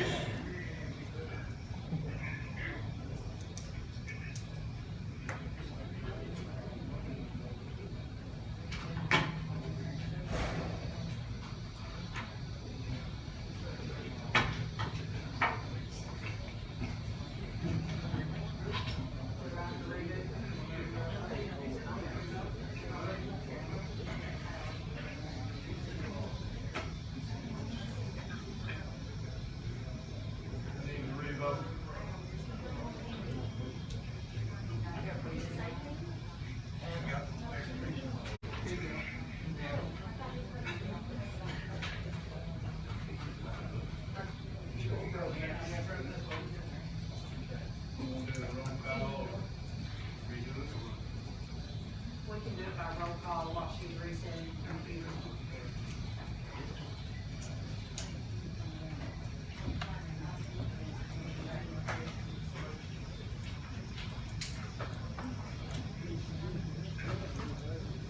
We're gonna ask.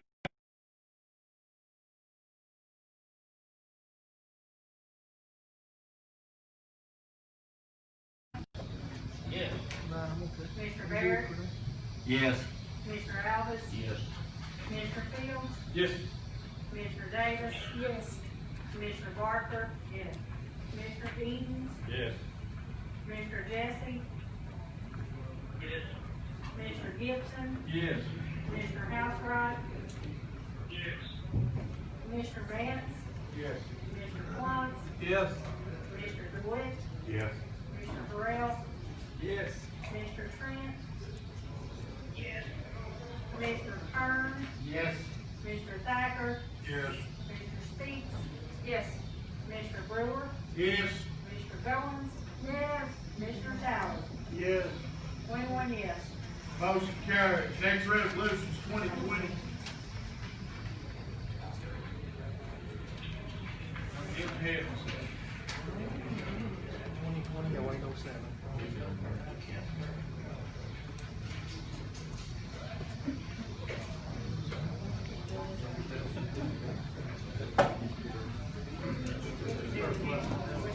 Okay, we're going to do resolution 2020-0807, introduced by Commissioner Thacker.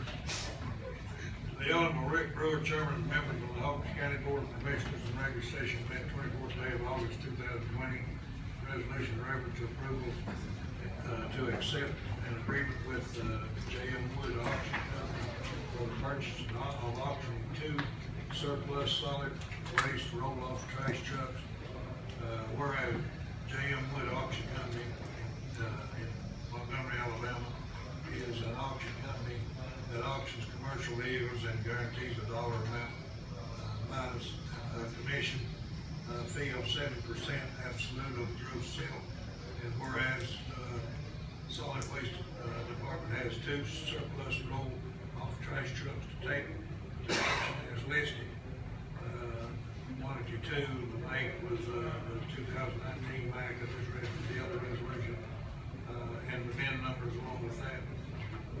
Whereas the contract is attached for the aforementioned auction company, therefore be resolved that approval be given for J.M. Wood Auction Incorporated to sell the surplus trash trucks, and the county mayor be authorized to sign said contract and related documents.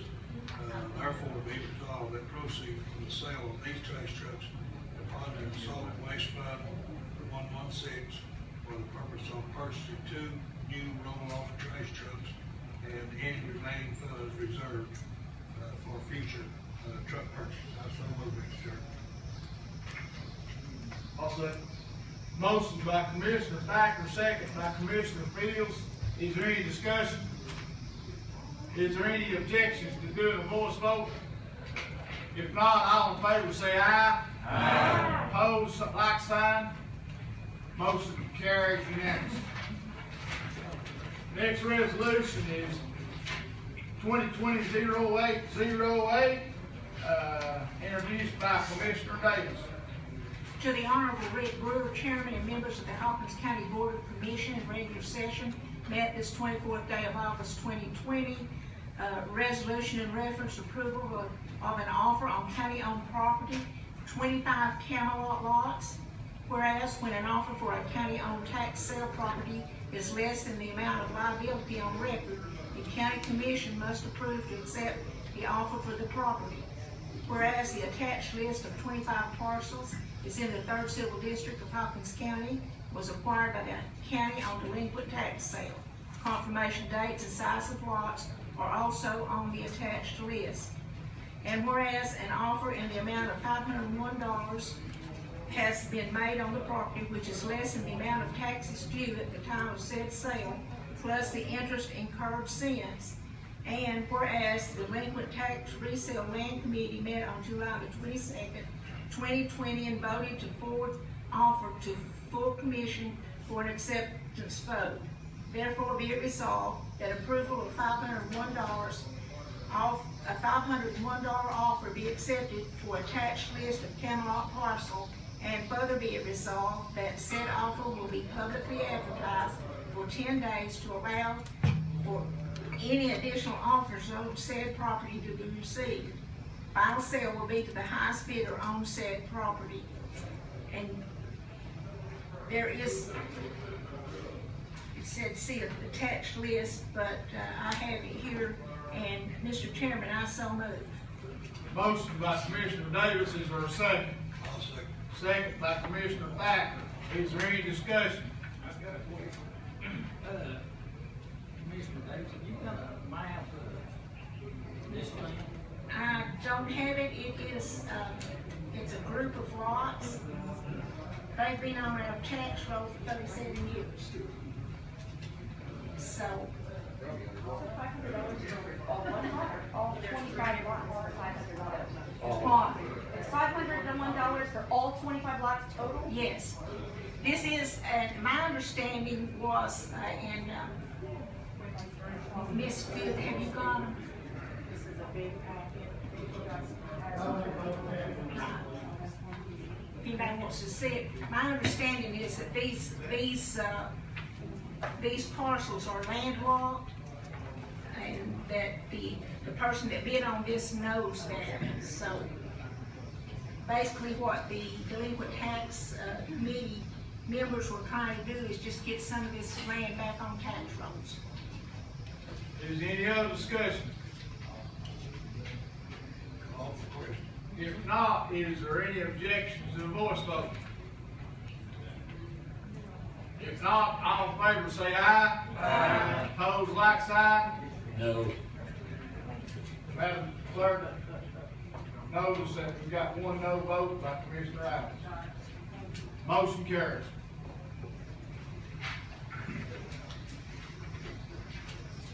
Resolution 2020-0809, introduced by Commissioner Davis.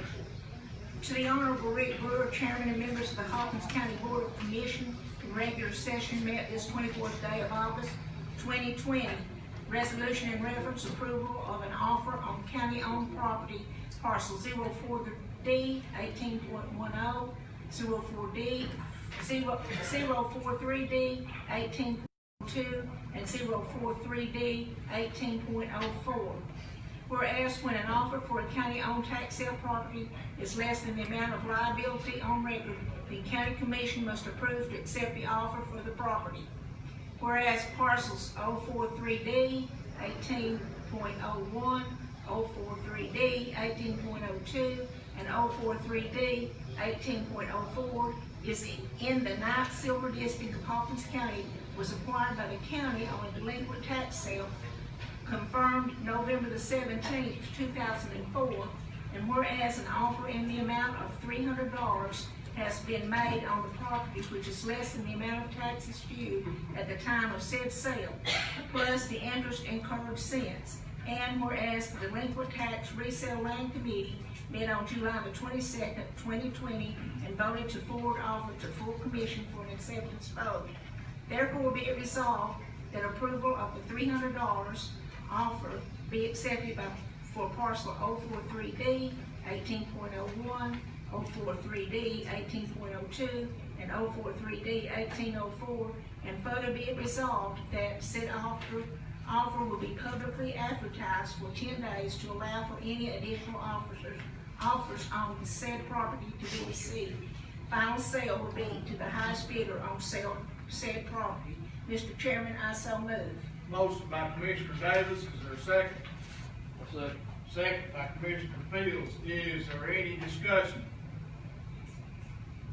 Mr. Clough. I'll just make a comment. These lots are unknown where they're located. It's a grown-up mountainside, and it would cost the county probably $800 to $1,200 a survey for one lot to find out where they're at. So we don't wish the county to spend $100,000 to find out where these lots are at. Is there any other discussion? If not, is there an objection to a voice vote? If not, all in favor say aye. Aye. Opposed, like sign. Motion carries unanimously. Next item on the agenda is 2020-0810, introduced by Commissioner Davis. To the Honorable Rick Brewer, Chairman and members of the Hawkins County Board of Commission in regular session, met this 24th day of August 2020. Resolution in reference approval of an offer on county-owned property parcel 124.01. Whereas when an offer for a county-owned tax sale property is less than the amount of liability on record, the county commission must approve to accept the offer for the property. Whereas parcel 10024.01 in the 4th Civil District of Hawkins County was acquired by the county on a delinquent tax sale confirmed May the 8th, 2014. And whereas an offer in the amount of $2,250 has been made on the property, which is less than the amount of taxes due at the time of said sale, plus the interest incurred since. And whereas the Delinquent Tax Resale Land Committee met on July the 22nd, 2020 and voted to forward the offer to full commission for an acceptance vote. Therefore be it resolved that approval of the $2,250 offer be accepted for parcel 100-224.01, and further be it resolved that said offer will be publicly advertised for 10 days to allow for any additional officers on said property to be received. Final sale will be to the highest bidder on said property. Mr. Chairman, I so move. Motion by Commissioner Davis, is there a second? Second by, who seconded that? Mr. Talley. Okay, second by Commissioner Talley. Is there any discussion? Mr. Clones? Well, I'd like to make an amendment. I'll do that now. I'd like to make an amendment to the one-time contribution to the Churchill Rescue Squad. That's next. We'll get into contributions. We're on Number 10. It's coming. Oh, okay, I'm sorry. Is there any discussion on resolution 2020-0810? Call for question. If not, is everybody okay with any objections to voice vote? If not, all in favor say aye. Aye. Opposed, like sign. Motion carries unanimous. I got a question. What are we gonna do if, somebody objects to us? What are you gonna do? We're going to vote roll call. Okay. I'm just making sure. We got the computer back. We need the computer back up now. Go ahead and read it. Okay, we're gonna go ahead and read this, but we're gonna need the computer back to do this vote, if we can get it up and running. If not, we'll have to do a roll call vote. Okay, resolution 2020-0811, introduced by Commissioner Metz.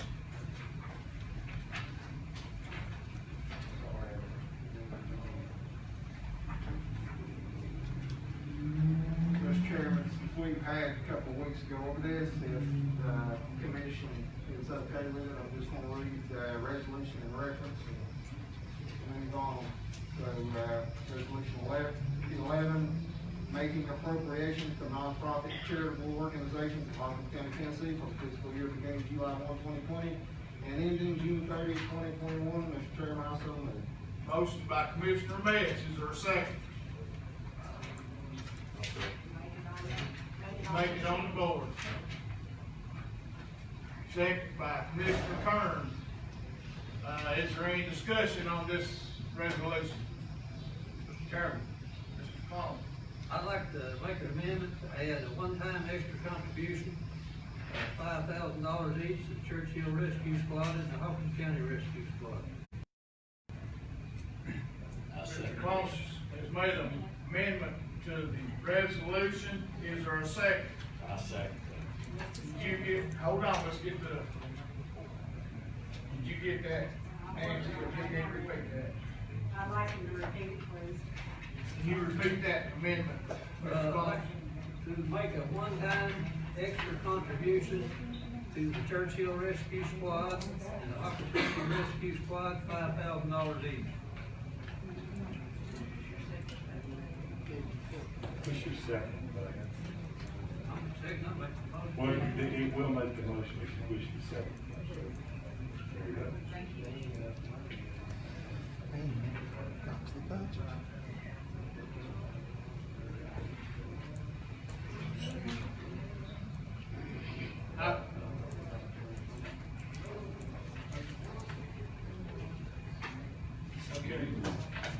just a clarification that, do you specify where that money is coming from, Mr. Combs? No, sir, taxpayers, General fund? I guess. Okay. Motion to amend and second, is there any discussion?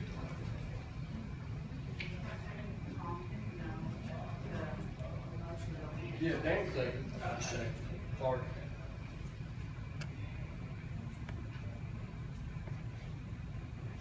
If there's no discussion on the amendment, we're gonna vote on the amendment. Does everybody understand the amendment? I just got one suggestion. Could we possibly take that 10,000 out of the COVID cash? I think we have a few dollars left. Yeah, that was really my intention, So are you okay with second that, Danny? Yes, sir. That is part of the amendment? Yes, sir. So that it is a one-time contribution to, of $5,000 each to Churchill Rescue Squad and Hawkins County Rescue Squad to come from the COVID, is it governor's COVID money or what's it called? Yes. Is any other discussion on the amendment? If not, we're gonna vote on the amendment. We got to do a roll call on that, or can we vote on the board? On the machine. We can vote on the board, okay? Okay, Commissioner Housewright, your vote on the amendment? Yes. Commissioner Jesse? Yes. Commissioner Trent? Yes. Thank you. We need Commissioner Thacker, Barker, and Correll to vote, please.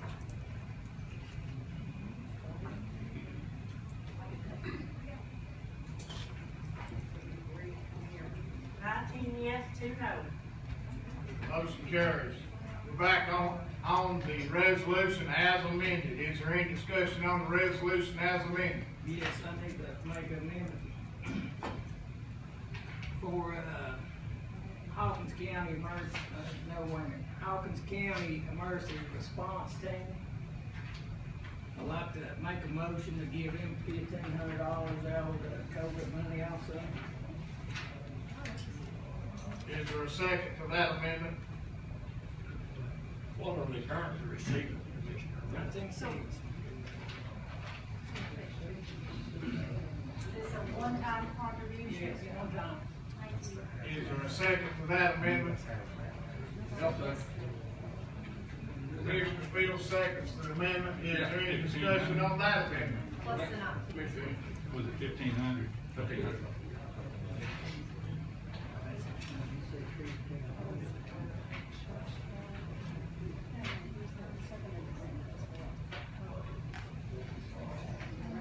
I'm gonna ask the clerk to read that amendment before we vote. This amendment is made by Commissioner Morrell, seconded by Commissioner Fields, that Hawkins County Emergency Response Team will receive a one-time contribution of $1,500 from the local governors support grant. Okay. We gotta do a roll call to vote on that. Can I ask you a question? Yes. How much money, Eric, is he back there? Yes. Does that, leave in that grant? $211,500. Thank you. You're welcome.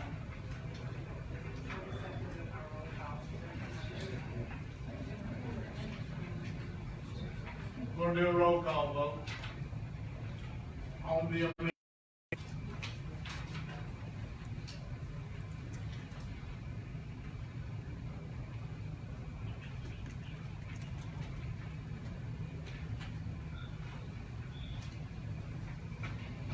Commissioner Morrell? Yes. Commissioner DeWitt? No. Commissioner Barker? Yes. Commissioner Metz? No. Commissioner Housewright? Yes. Commissioner Barrett? Yes. Commissioner Jesse? Yes. Commissioner Edens? Yes. Commissioner Thomas? Yes. Yes. Commissioner Goins? Yes. Commissioner Alvis? Yes. Commissioner Gibson? Yes. Commissioner Bridwell? Yes. Commissioner Talley? Yes. Commissioner Trent? Yes. Commissioner Brewer? Yes. Commissioner Kern? Yes. Commissioner Fields? Yes. Commissioner Thacker? Yes. Commissioner Speed? Yes. 19 yes, 2 no. Motion carries. Next item on the agenda, I'm sorry, that's just the amendment. We've got 2 amendments to the resolution, now we're gonna vote on the resolution as amended.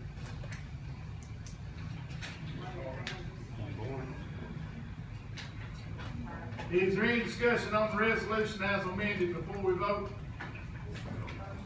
Hold on just 1 second. All right.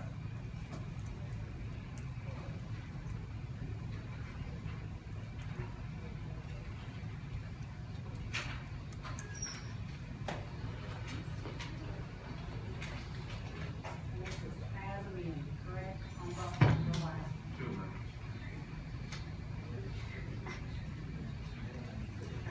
Voting on both amendments, as amended, as a whole thing. Yes, sir. Okay. Everyone cast your vote. Commissioner Jesse? Yes. Commissioner Housewright? Yes. Commissioner Vaughn? Trent? Yes. Thank you.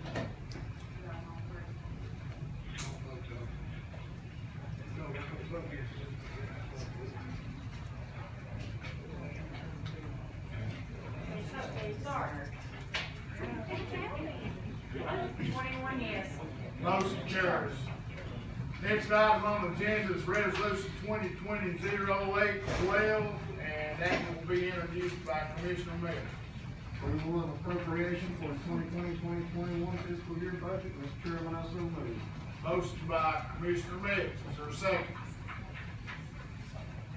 I'll say it. Second by Commissioner Edens. Sheriff, you wish to be recognized? Yes, sir. Thanks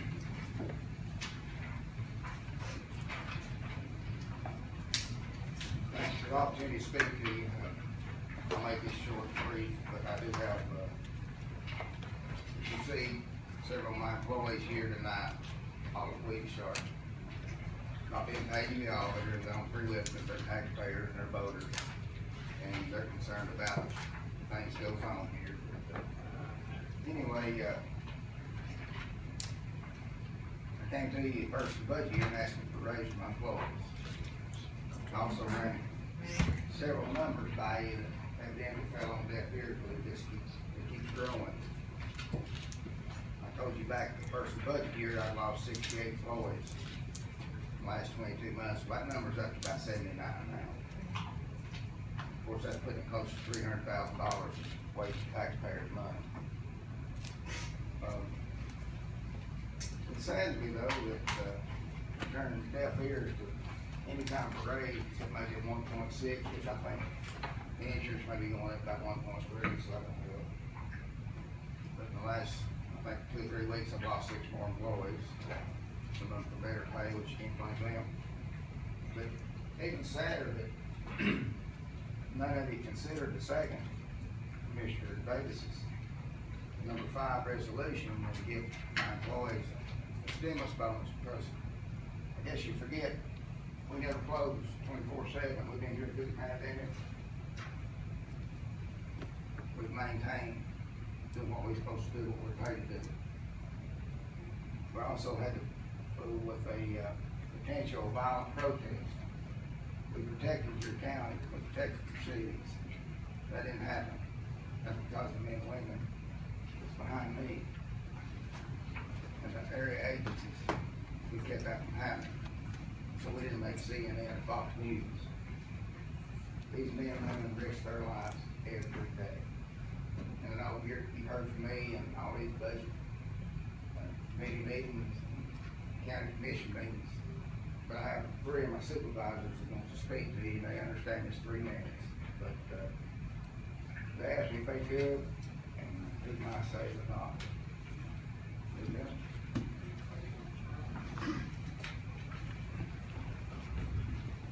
Good evening, I appreciate this time. Most of you probably know me. I'm Greg Lahr, Lieutenant, Hawkins County Sheriff's Department, currently oversee the Patrol Division. I'm very proud to say that today is actually my 30th year anniversary working for the county. I love my job. I love my job. I don't do it for the money. However, our men and women have got to be able to support their families. During this 30 years, I've worked with 5 different sheriffs, and I've learned something from each and every one of them. But I can honestly tell you that Sheriff Lawson is the best man that we've ever worked for, the best sheriff that we've ever had here in the county. Not only does he care about his employees, he cares about the citizens of the county.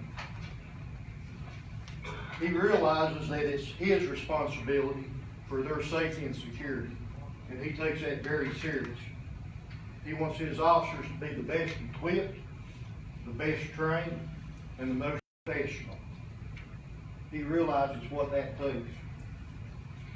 Over the past 10 years, Sheriff Lawson, Chief Allen, they have fought different county commissions trying to get us the best pay, the best benefits, and the best that they can do for their employees. And we do appreciate that. Again, like I said, like most officers, I don't do this for the money. These officers, they don't do it for the money. It's a calling. It's what we feel like we're supposed to be doing, what we need to do. We do it because we want to make a difference in our community. We want to make our community safer. We want to make it a better place to live, to raise our families. That's the reason we do it. But the vast majority of our officers work 2, 3, and some even 4 jobs just to be able to support their family. And that's not fair for them. That's not fair for their families. They need off time in doing that.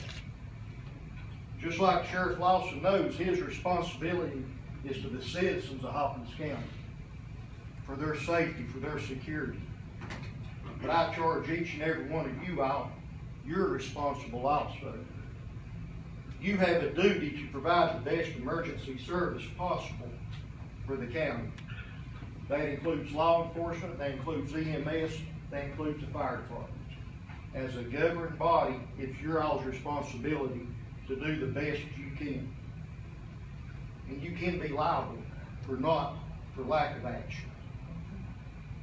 Sheriff Lawson gave you the figures some time back, how much it costs every time we have to train officers. We're losing good officers going to cities, other counties, states, federal. Some's even going into the private sector simply so they can make enough money to support their family.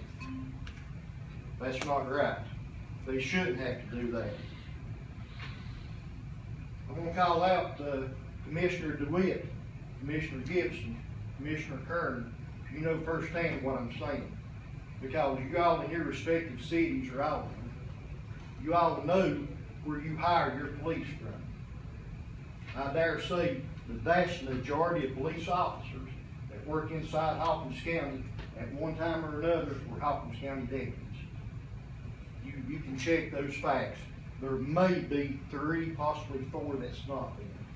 Other than that, every city officer that's working inside this county has come from Hawkins County. They've been trained in Hawkins County. And they went out. You all know it's much cheaper to hire certified officers, trained officers, and you're doing a fine job for your cities. I understand that. I'm asking the full commission to do the same job for the county and for the county officers.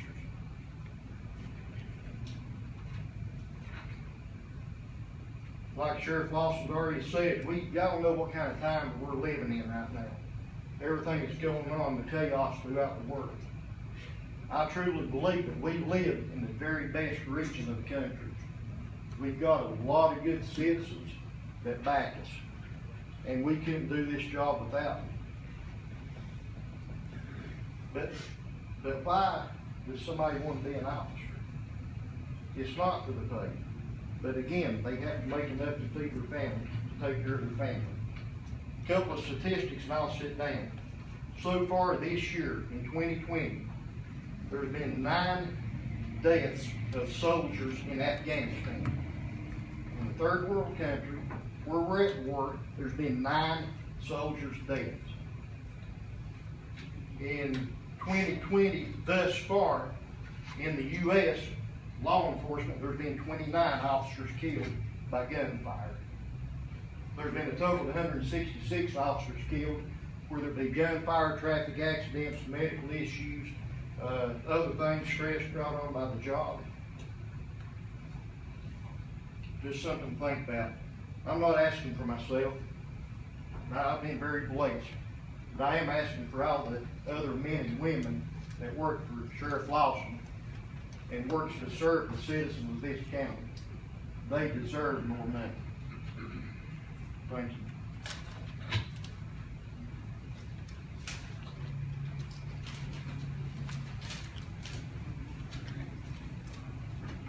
How y'all doing? I'm Butch Gallion, and I'm the jail administrator. I'm just going to speak towards the jail. Some of y'all have walked through there, Jeff. You toured. And I appreciate that. But I challenge you that you don't get the gist of it. Spend a little bit of time there. Jail staff, $24,000 a year. That's what they make. A little bit more, but less than 25, between 24 and 25. It's $11.94 an hour. That's what they make in the jail.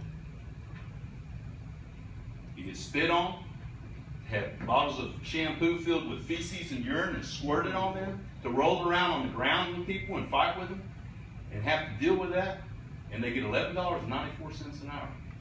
Any of y'all want to make that kind of money and get spit on and get urine and poop squirted on you? It's nasty. But it happens. It happens all the time. We have fights weekly, if not daily. And as the COVID's gone on, we ain't going anywhere. We're still there. We're showing up for work every day. This year has been a record year for COs. Corrections officers in the United States this year have died than in any year ever before. There's been over 40 died this year who went to work and got COVID. They died. Or they got stabbed or they got beat up. But a bunch of them have died from it because they keep going to work, because that's what we do. $24,000. One of my colleagues pulled up real quick the chicken plant there in Morristown. Was it Cook Foods? Cook Foods. Cook Foods. They start out higher than we do. And if you're loyal enough to be there for 60 days, you get bumped up to $15 an hour just for loyalty of being there for 60 days. And here we sit. Some of y'all say that you support us, and some of you do. Some of you have lived it. So I know you do. Some of you say you support us. I don't believe it. I don't believe it because I don't see it. And I'm not asking for big crazy money, but we have stabbings, there's shootings, there's things that go on. In the Hawkins County Jail, we have everything from public intoxication to first-degree murder. We have first-degree murder suspects in our jail. We have about half a dozen of them, actually. Bad dudes. Yeah, we have the Otises that come in public intoxication, but not too many anymore. Now they come in on meth, and we have to fight them in the drunk tank. We have to fight all out. Fought a couple myself just in the last few weeks. It happens. $11.94 an hour. That's crazy to me. That's crazy. And as Lieutenant Larkin said, I'm not asking for myself. I'm blessed. I've done well. You know, and I started this career, never asked what I was making, and I do the job because I'm called to do it. I came here, I didn't ask what the money was, I didn't ask because it's my call. But $11.94. And can y'all survive on that? Some of our people, pretty much anybody in the jail that has family has $2, $3, or $40. They're working other things.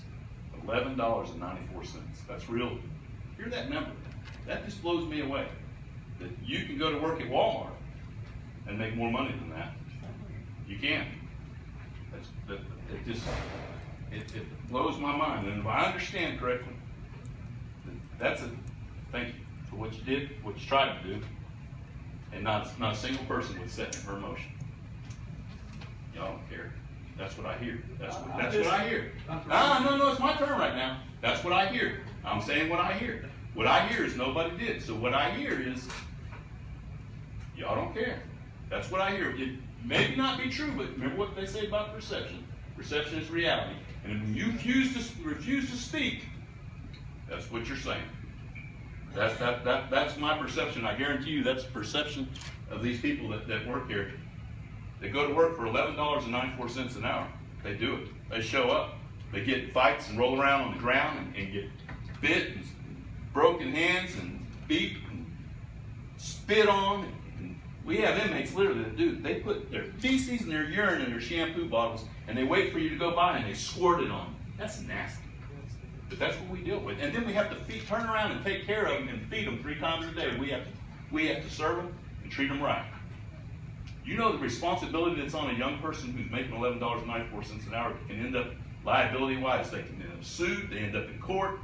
I've been sued more as a jail administrator than I have my whole career, and I've been doing this for 37 years. Because they all sue. And they're allowed to. And they sue like crazy.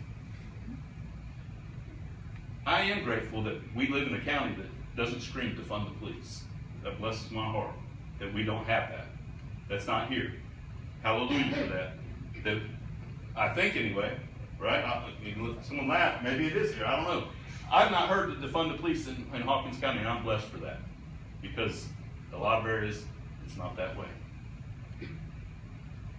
But when you sit there and wait, and then you say you're going to give us 1.6 COLA, that won't even cover the increase of their insurance.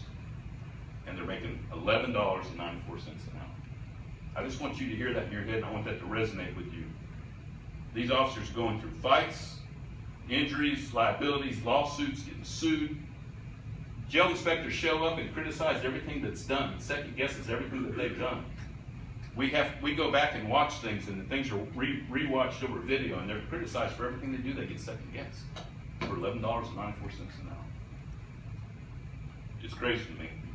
You can feed a family on $24,000 a year. It's tough. They deserve more than the person, and I'm not saying anything about a person at Walmart. You know, hallelujah, they're there, and they're doing their job. But they're not being subjected to what those people in that jail are being subjected to. Through the whole pandemic, they've been there and been at work the whole time. They're there. We ain't going anywhere. We didn't stay home. We're not getting paid to stay home. We're at work. Just hear that. Which I want to clarify one thing. When you said that you watched none of us second that motion, yep. There were a group of us that could not second that motion because we were not on the prevailing side of the motion it was going to take away. That makes no sense. Policy. They took out the part. I don't know how that worked. To me, here's what my perception was. There was a part of that got taken out and put in the first one, the one before it, so that way it wasn't in that one, and then that allowed y'all to not second that one, so that we wouldn't get at least something out of that. That's what I saw. So if I'm wrong, but that's the perception I got. I mean, that's the way it seemed to me. Exactly right. Is that not what happened? The only thing that's left in that was the bonus push. Exactly. And I've spoken to 5 county employees, and 4 of them have said, give us a raise and forget the bonus. Well, you're not going to give us a raise, though. Well, we're not done yet. We're discussing your budget right now, so I'm not. I know enough to know that now, if you try to give us the raise, it would require 2 more votes over a couple of months, and it would be 3 months down the road before that would happen. So that's y'all's procedure, right? No. If that's true, then I hope you do the right thing. I hope you do the right thing. Because my people will continue to come to work, and they'll continue to do the right thing. Because that's what they do. We work for an officer sheriff, and the people in our jail will do the right thing. He says the people in patrol are doing the right thing, and the people in courts are doing the right thing. Thank you.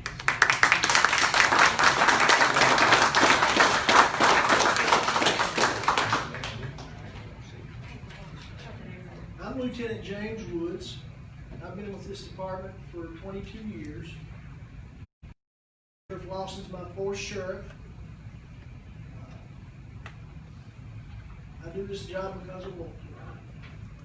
I work for Hawkins County because it's my home county. And after they've told you about all these people leaving, I'm going to tell you about one. He's in his early 20s. I'm not going to tell you his name right now, because I didn't ask him about it. He works for me as a court officer. I'm over courts, transportation, school resource officers, and process servers. This young man comes to work every day. He works very hard. But he had an opportunity to go to another job. He's going to go work for a company called Old Dominion. Right now, he's making about $14 an hour. And he's going up to $16 an hour. With the chance of earning up to $20 an hour in just a short amount of time. Because he's got a future. He's got a fiance, and he's wanting to make something out of it. How can you do it with what he's doing now? So he's going to leave. He's going to go to work, doing a lot harder work, for just a little bit more money. So he can have something better for his future. You know, you can work in management in retail and make as much as $50,000 a year. You can look it up, it's online. The sergeant here makes about $42,000. The lieutenant about $44,000. Guys, you really need to look at the big picture. And stop all the bickering between each other. Because y'all fight in little groups. You pick on each other because you don't agree. Why don't you sit down and talk about things? Worse than a bunch of children. Do that. Work for the county. Work for all these people back here. See that the EMS gets their equipment they need. What about the firefighters that are driving fire trucks made in the 70s and 80s? It's time to look at the big picture. That's all I got to say about it.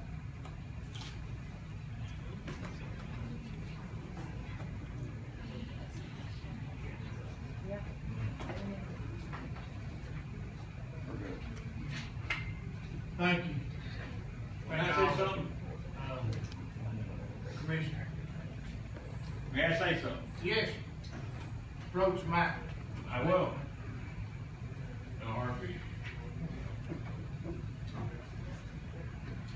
You know, I get the mic. I don't have to. These guys put their lives on the line every damn day. Jail, patrol. I've been in combat. These guys have worst combat I've ever seen. Give them their raise. Give them what they need. They need communication. They go in black areas. They can't be in communication with anybody. I've been there. They need your help. Get it to them. Commissioner Ryan.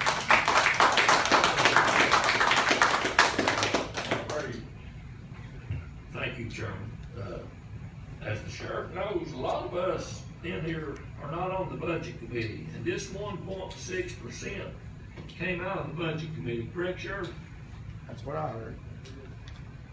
And none of us, we don't have that privileged information, or we can't be there and offer discussion and vote on this because of that committee.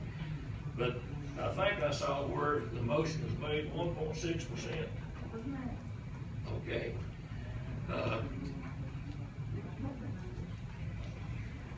I would like to amend that and add another 1.6 to it, make it 3.2. That won't get you to where you can buy a new car or anything, but it will help a little bit, won't it?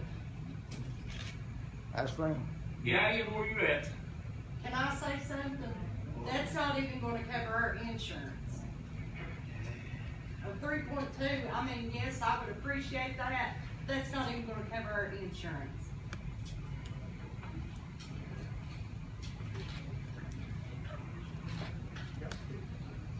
I'd like to recognize Commissioner, fellow Commissioner Ron. In 2018, the Sheriff's Office employees received a 2% raise to their budget.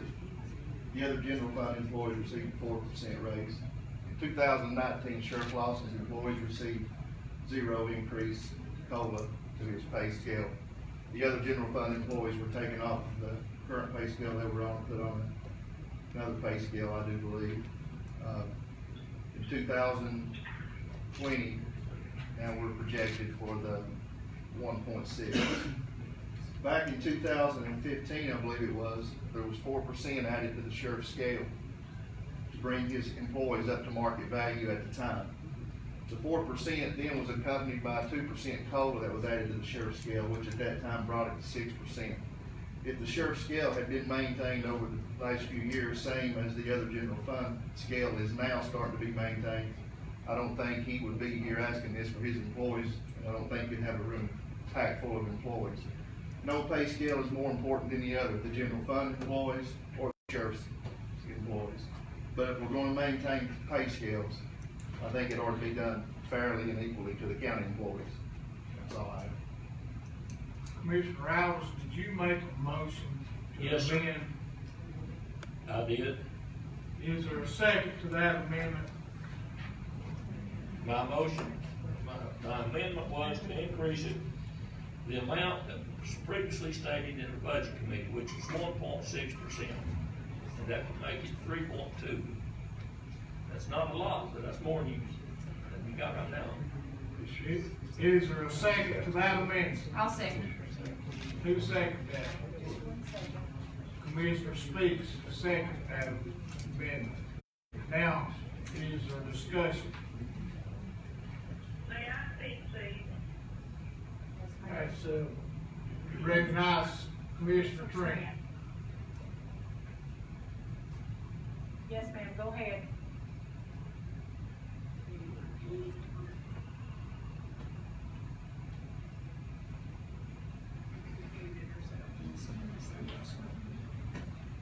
Mr. Albert, Yes, ma'am. this is Ms. Bond. Could I ask you, please, with all due respect to what you asked for, could I ask you to please ask for 5%?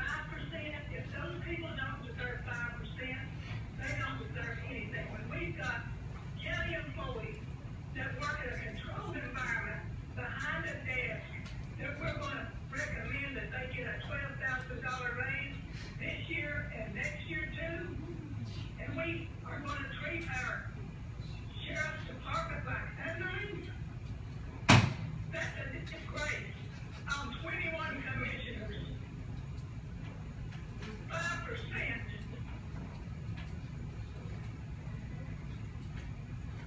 Commissioner Trent, I will withdraw mine, and you're welcome to put that in the form of a motion. If Did you hear? if you will withdraw your second, Commissioner Speaks. Is that the correct procedure? Everyone you want to do. You withdraw your second, Ms. Speaks? I can, sure. Okay. Commissioner Alves has withdrawn his amendment.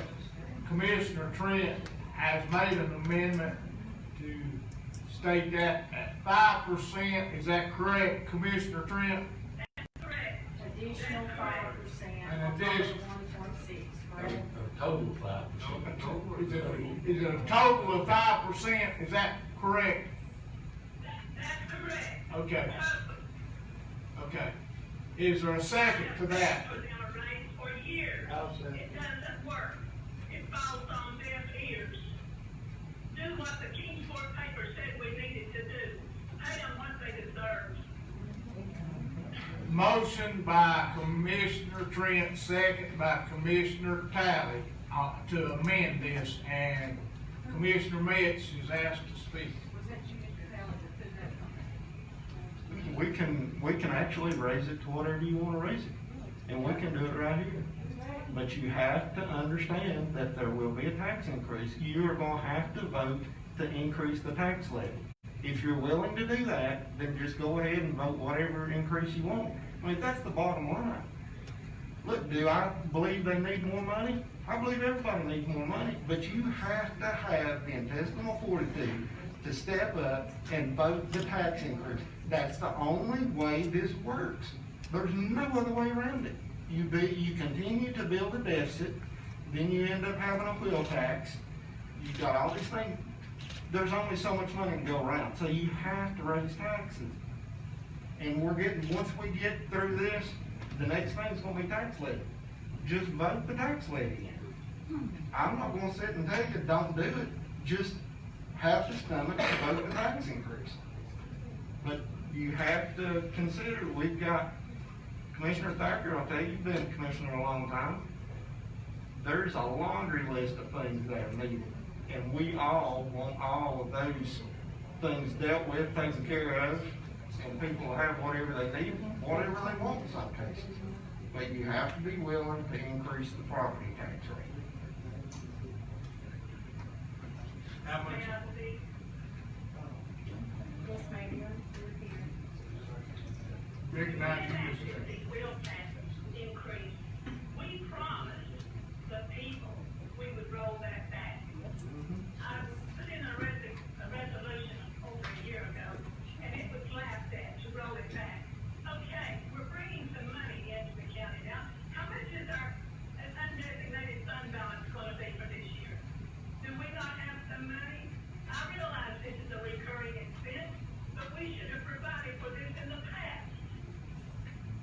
And every time we bring it up, we're told there will be a tax increase. It's strange to me that when you want to do other things, there's no tax increase. I got a question, Mr. Metz, for clarity. What kind of physical are we talking about for us running on 5%? How much total money? 5% increase is $229,000, which is at 0.0221 cent property tax increase. How much are you asking for? What do you need? That's what I want to know. What do they need? 15%. You're pulling out arbitrary numbers, but nobody says, like, what do you need? 15%.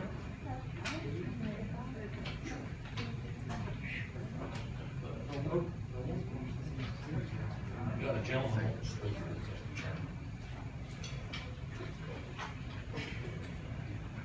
I'm Detective Sturgill. I work for the sheriff. I'm gonna tell y'all something. I'm blessed for one reason. I'm a single parent. I've got a military retirement that is almost the exact same thing you're paying your jailers. I don't pay insurance. The military pays my insurance. These folks back here can't pay. You want 5%. That's not gonna pay their insurance. Insurance goes up every day. Every day. And you're wanting these kids to do it for $11.94 plus pay 90% of that on their insurance? Come on now. Give them a break. They put their lives on the line every day for y'all and for this county. And when somebody said 15%, this is what I saw. What's your life worth? $11.94? That's what you're asking for them? Thank you. Mr. Barrett. Amen. I wonder what the balance was in the undesignated fund balance for the past year. On page 29 of your budget.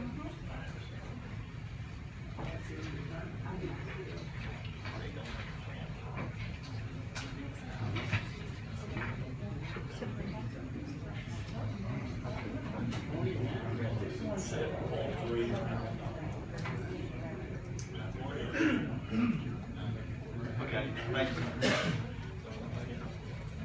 Mr. Harrell.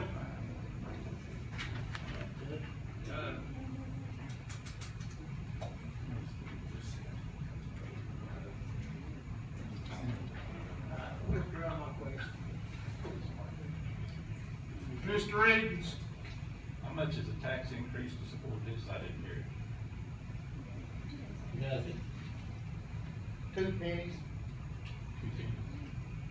And some of us taxpayers are willing to pay. Just ask us.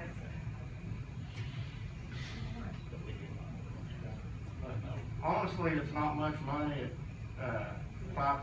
You're looking, on a residential property, you're looking at $5 per $100,000 of value, and about $8 on commercial property for $100,000 in value.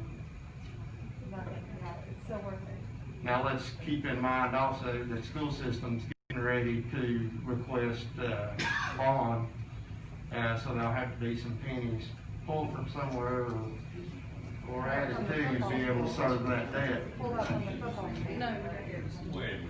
Look, I say, do whatever you want to do. Do whatever you want to do. It's just numbers. Okay. Mr. Tyler, you're recognized.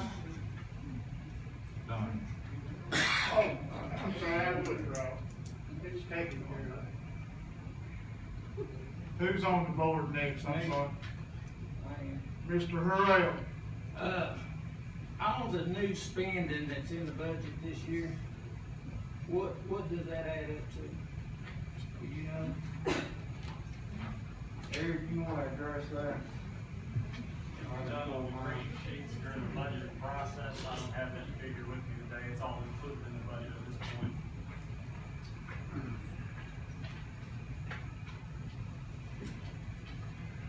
I wanna, and it's be nice, we know what the number is, cause I'm wanting. I'll give you what I've got here. You've got that for the employee pay scale implementation, you got $158,477. For the 1.6%, that was originally calculated for the sheriff's department, jail was $73,277 plus $8,900 for the step raises. Then you've got a reduction in revenue, which has to equate into that factor as well, with the drop in prison board revenues at about $340,000. Probably gonna have a 3%, we calculate an 8% health insurance increase, which that's what we use to factor in every year. It usually comes in much less than that. I believe it's 5.3% last year. I anticipate it's probably gonna be 5% or slightly less this year. So, and then we also factor in, because the comptroller's office says to underestimate revenues, overestimate expenditures, we calculate the receipts of property taxes at 93%, so that should give us about 4% buffer. Pardon? I said if they would collect taxes on all the properties that are behind for 7 years, they might have a little more income. Yeah, we do that when we legally can. They don't. Y'all realize too that a family plan of insurance is $340 every 15 days. That's not including dental, and that's not including vision. Or excuse me, that is including that you take 300, right at $350 every 15 days that we pay for family insurance. That's, we're at, what, 30%, 70-30 split? 70-30 employee. Ms. Goins. I just wanted to defend myself, because apparently Danny put me on the spot. Well, it's true. Well, I want to explain why I did what I did. And I'm not on any little group. I know someone said we bicker and fight, but I don't bicker and fight with anybody. I'm my own person. I do my own decisions. I try to make the best decisions for everyone in the county, not just one group. And I appreciate everything each of you do in law enforcement. But we looked at the compatibility and pay from county to county, not city to county, because those aren't apples for apples. And I understand you lose your jobs to city employees, but the county to county, we're pretty much comparable to Sullivan, Hamlin, and the other counties. That was one reason I chose 1.6. It's also the Social Security amount of raise. That's what our Social Security recipients will receive, is 1.6%. That's the raise, okay? Another thing that I thought of was our county teachers are paid crap. We don't pay our county teachers what they should get. Some of our county teachers work more than one job. Is that not right, Ms. Speaks? Well, they're not here tomorrow. So, and I was not for turf. I heard someone in the audience say, well, you shouldn't have got the turf. Well, honey, I didn't get the turf. I was totally against the turf. I'd love for everybody to get a good raise, but we've got to protect our fund balance. We've got to make sure that we have the funds in there to keep our bond rating good, and we've got to make sure that we do what's best for everyone. If the majority of the commission wants to give you guys a 10% raise, then so be it. But we have to look at our fund balance. It's also the sheriff's department. As long as we give you that money, we have to continue to give you that same realm of money. What's that called? Maintenance of effort. Maintenance of effort. I could not think of that word. So I just wanted to say those things. It's not anything personal. I wish each and every one of you could get as much money as you deserve. I wouldn't do your job for what you do your job. But I'm a social worker. I don't make lots of money either. I work for the state. I understand. I've been cussed. I've been talked to like a dog. I had to work during the pandemic. I had to work 15 hours a week extra during the pandemic. Maybe my life wasn't on the line, so to speak, but it could have been if I'd been in a county office.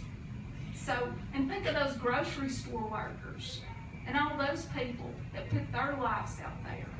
Anyway, that's just my thoughts. I wanted you to understand why I said what I said, and I'm not a member of a little group. I'm just me trying to do what I think's best. Commissioner Davis. I just want to say this. I'm going to be strong. You all just gave $500,000 to a utility district. For a few people, 20 people. I don't know how many people that affects, but you just gave them $500,000.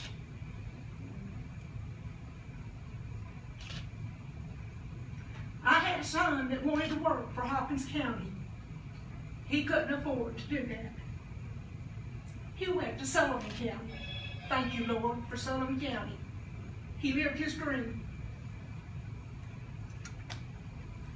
But you all look at this and look at it good. You just gave one utility district $500,000. Ms. Speaks. I want to make one comment, and then I have some questions for the sheriff. I will, ma'am, that you're addressing your insurance. I work in the private sector, and I can tell you that your insurance rates are about what everybody else is paying. Even in the private sector, rates this year have just gone up tremendously, and so don't think that that's just a sheriff's department or a Hawkins County thing. That's across the board in private sector. And next, Sheriff, I would like to ask you, just in reference to what Commissioner Boyd said, how do we compare to our surrounding counties? Well, just for instance, if I get, when I got 6 new SROs, I had to hire people and send them to the academy.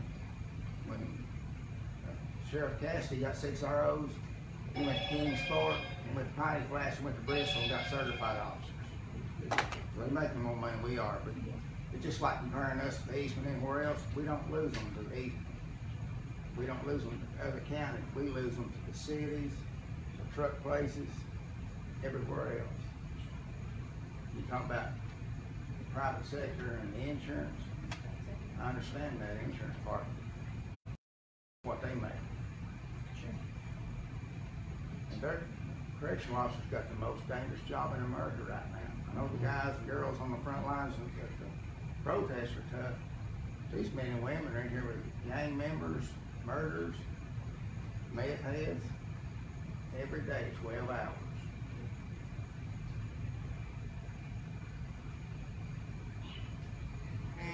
Is there any other discussion? Clarification on the amendment. This is to add the physical note of $229,000. Yes.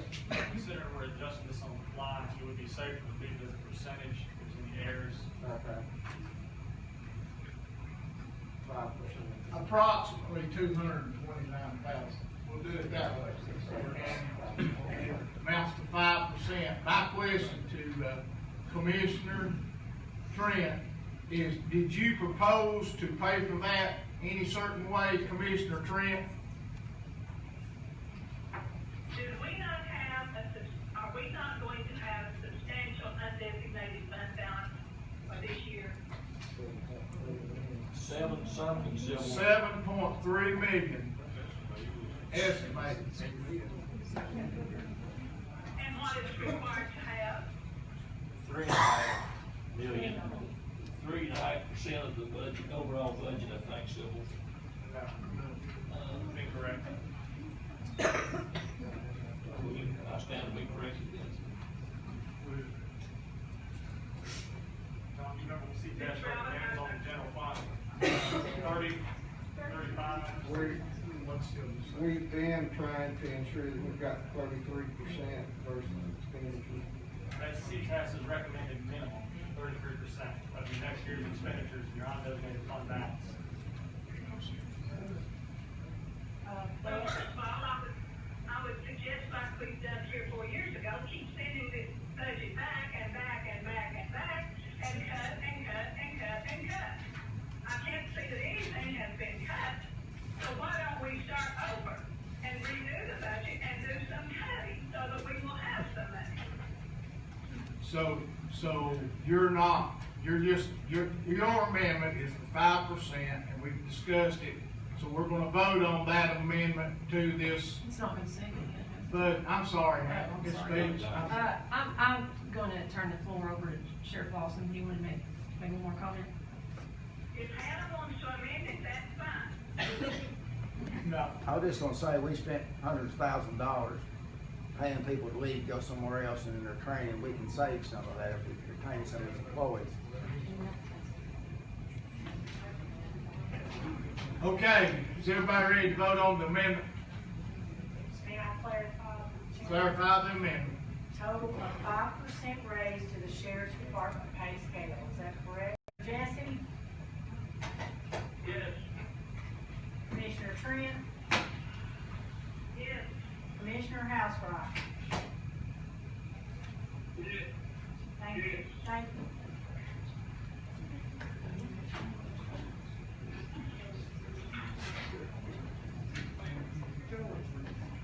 Need those commissioners that have not voted, please vote.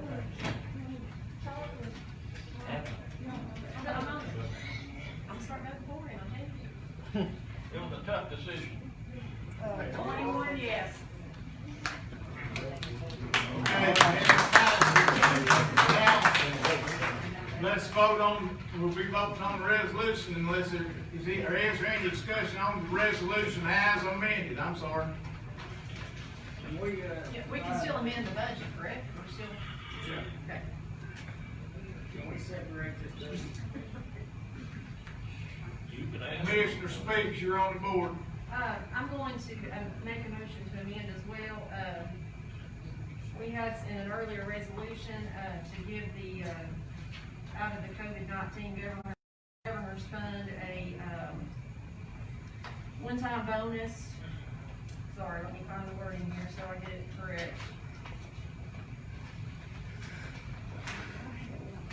Where is it? What page?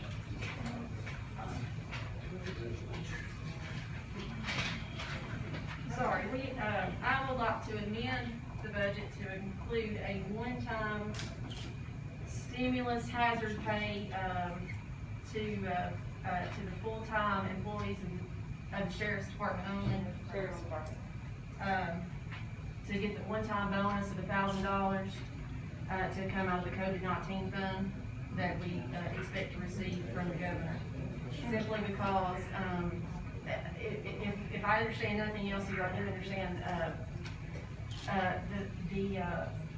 the value of turnover and just how expensive it can be, and, hopefully, I may not even get a second, but I want to go to bat for you guys if I can.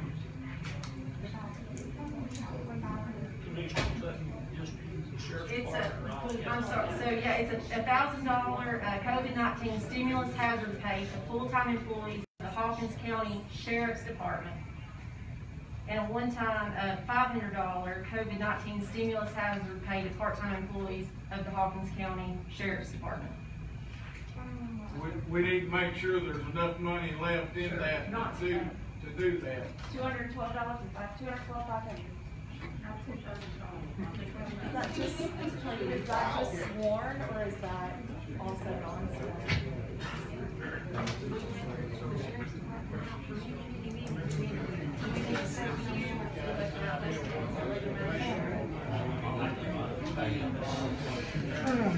Can you tell me your total number of employees, Sheriff? Sure. Can you tell me your total number of employees? Commissioner Math has that number. 121, 122. Okay, Commissioner Speaks has made a motion to amend the resolution. There is. I was just making sure there is enough money. Yeah, and he says he has 123 employees, and I assume not all of them are full-time, but even if they were, we're well within the COVID limit. That's office and sworn? Is that office and sworn?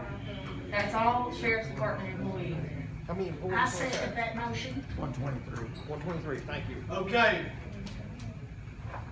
Motion by,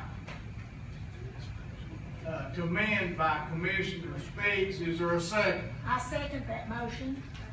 Second by Commissioner Davis. Is there any discussion on that amendment? This is. Do we have an amount, We have enough. Yeah, we still got $89,235. and we haven't addressed our radio problems, so have we? We don't even have enough. $420 estimate on public safety. I'm sorry. Okay. You want to put that in form of a question? No. Okay.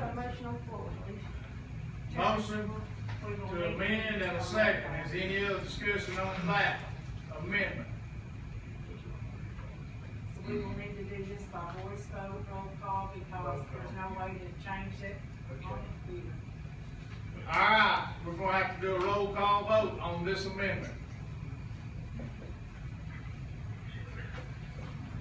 The amendment is to use the local governor's COVID support grant to give a one-time stimulus hazard pay to Sheriff's Department employees only. Full-time employees receive $1,000, part-time employees receive $500. Is that correct? Correct. Thank you.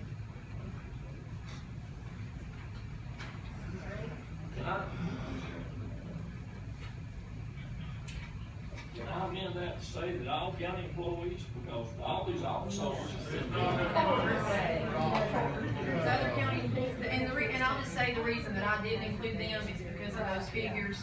2018, general fund got 4%, sheriff got 2%. 2019, general fund got a whole new salary scale, while sheriff's department got 0%.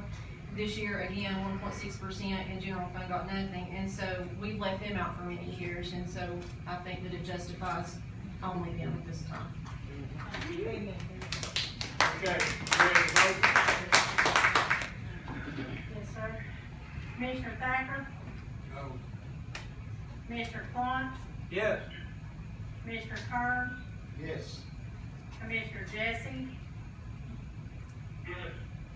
Commissioner Speaks? Yes. Commissioner DeWitt? Yes. Commissioner Harrell? Yes. Fields? Yes. Barrett? Yes. Parker? Yes. Housewright? Yes. Edens? Yes. Davis? Yes. Trent? Yes. Metz? Yes. Bridwell? Yes. Gibson? Yes. Goins? Yes. Talley? Yes. Brewer? Yes. Alvis? Yes. 20 yes, 1 no. Okay, we're back on the resolution as amended. Other discussion? Yeah, okay. I wanna make a motion to separate this budget. What do you want? All departments. Which Which one? you clarify that amendment, Mr. Harrell? I wanna make a motion to separate this budget. Vote on each department separate. Motions to amend this resolution to separate each department and vote on them separately. Is there a second?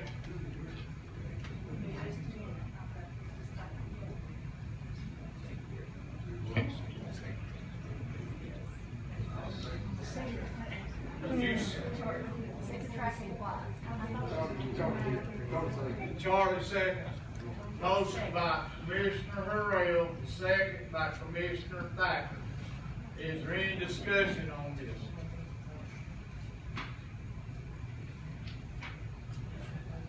If not, I guess we're doing a roll call again, right? Can I ask a question? Will we vote tonight individually? The amendment. We have to pass this budget this month, by state law, we have no choice. May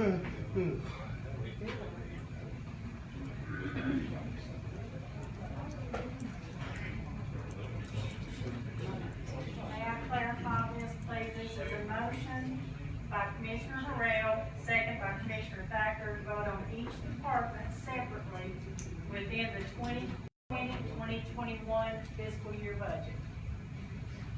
Yes. Thank you.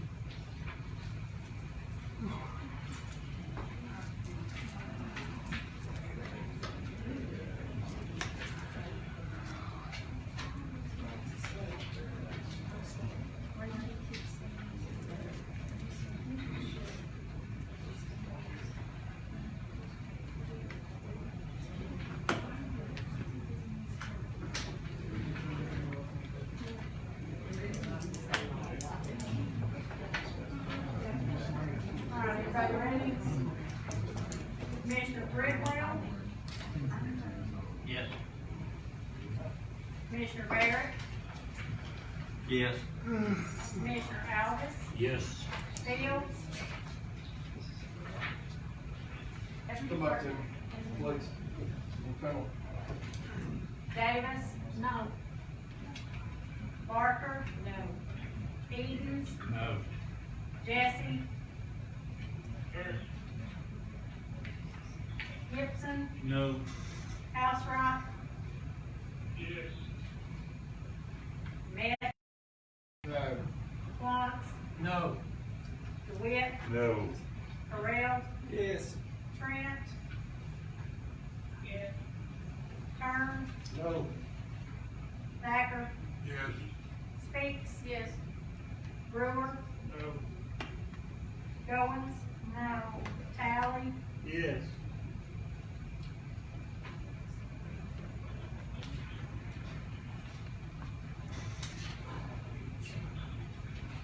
And Commissioner Fields?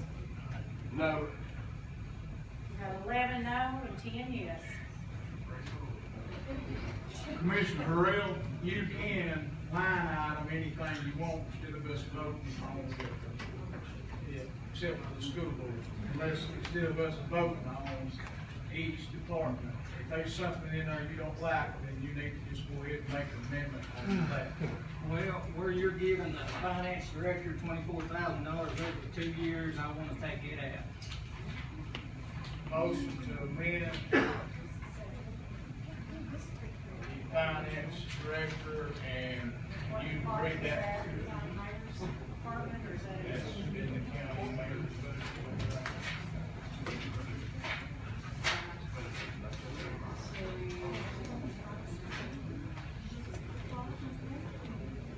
So this motion is to vote, to pull out the county mayor's budget and vote it separately, is that correct? That line item. Can you give me that line item number, please? I'll be honest with you, I don't know which one it is.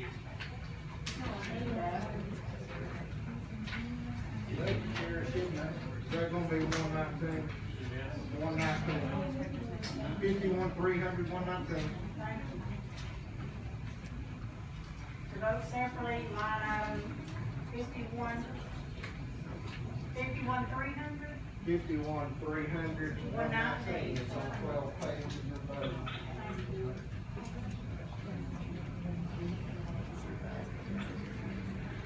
Is there a second to that? I second. Second by Commissioner Taylor.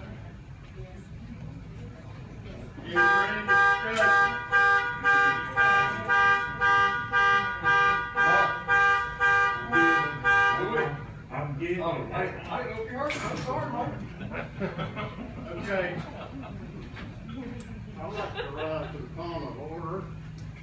gonna have to have order. Commissioner Talley's having a hard time hearing, okay? Ms. Speaks, you're on the board. Speaking as to that one particular position, can you tell me what credentials, that position requires? Or are there any requirements as far as, college degree or, CPA certification or anything like that? Are there any requirements at all? I can't answer that. Not that I'm aware of. Because that's under the, responsibility of the mayor. That's his employee. So the answer is no. And so to that follow up, and if I am asking a question here that is illegal for, stop me. Am I allowed to ask Eric what credentials he does have? It's for the position. She has the right to ask Eric what credentials she has. He does right there. You don't have, you can answer that if you wish. The position is requested or strongly preferred to have a bachelor's degree or relevant work experience. I have a bachelor's degree in accounting from ETSU.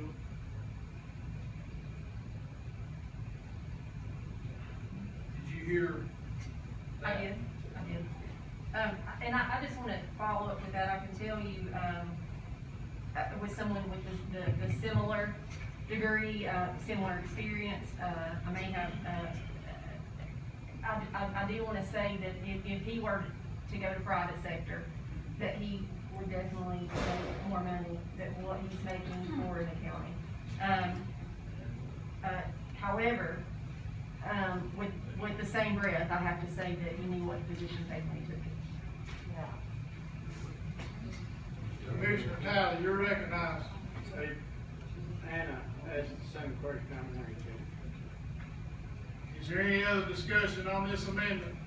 May I respond to that, Chairman? You may. I did know what the position paid when I took it.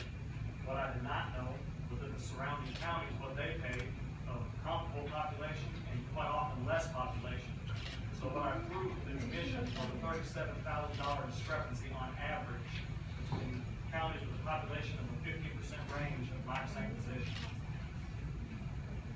Can I readdress? Yes. With that being said, how do you think these people feel when they compare it to other counties? I'm sorry, I didn't hear that.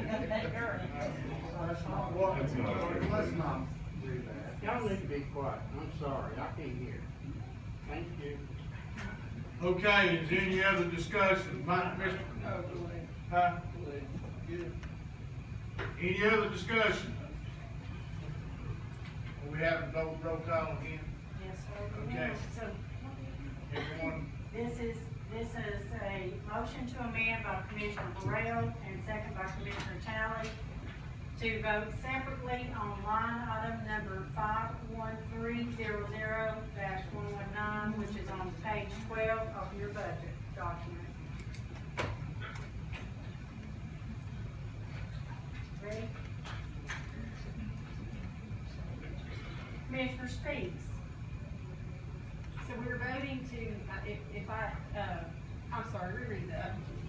a yes vote is to amend, a no vote is to To leave not it in, amend. so my answer is yes. Yeah. Commissioner Trent? I can't hear you. What are we voting on?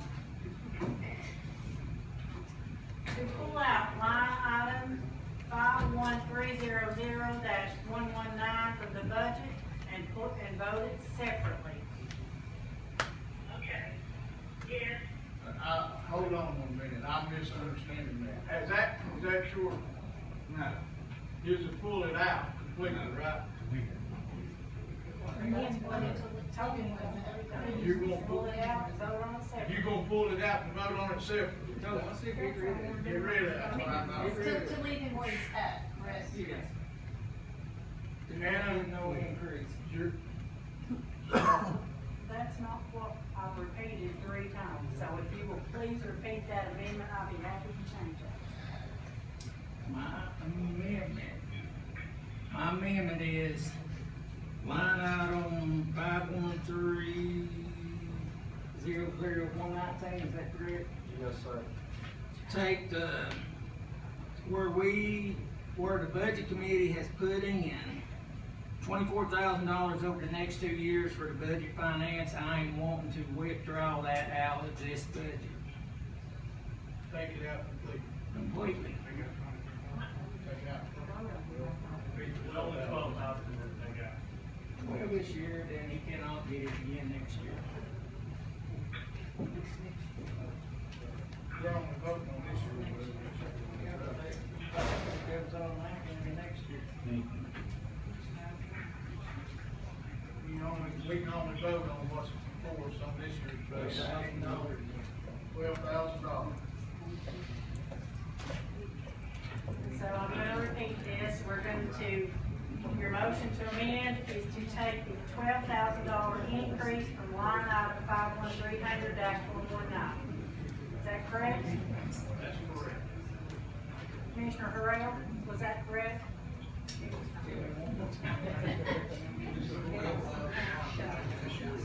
It is to reduce line item 51300-119 by $12,000. Thank you. All right, we'll start over. Commissioner Speeds? Yes. Commissioner Trent? Yes. Commissioner Housewright? Yes. Commissioner Barrett? Yes. Commissioner Eads? No. Commissioner Font? No. Commissioner Witt? Commissioner Kern? No. Commissioner Brewer? Yes. Commissioner Jesse? Yes. Commissioner Thacker? Yes. Commissioner Goins? What? I'm just making sure I understand this right. He's going from 51 to 63? I have no idea. He's taking $12,000 out of line item 51300-119. That is the motion. 24. I'm sorry? Instead of. There was never 24 in there. It was only 12,000 for this year. Oh, he's taking it out totally. Yes, ma'am. They're not giving him a raise. Correct. That's what the amendment is. Well, I was totally confused because 20 months of it said, no. Thank you. Sorry. Commissioner Davis? No. Commissioner Alvis? Yes. Commissioner Gibson? No. Commissioner Talley? Yes. Commissioner Bridwell? No. Commissioner Matz? No. Commissioner Barker? No. Commissioner Fields? Nope.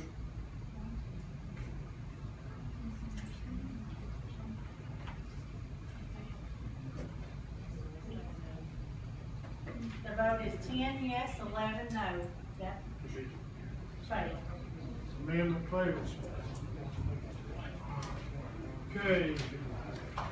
We're back on the resolution as amended. Is there any other discussion on the resolution?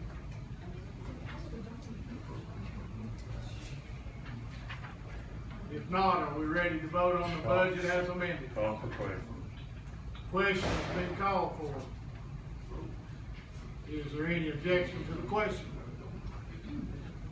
If not, let's vote. All right, we will be able to vote on the machine. We're voting on the full budget, which is resolution 2020-08-12. Commissioner Housewright, what's your vote? No. Commissioner Jesse? No. Commissioner Trent? No.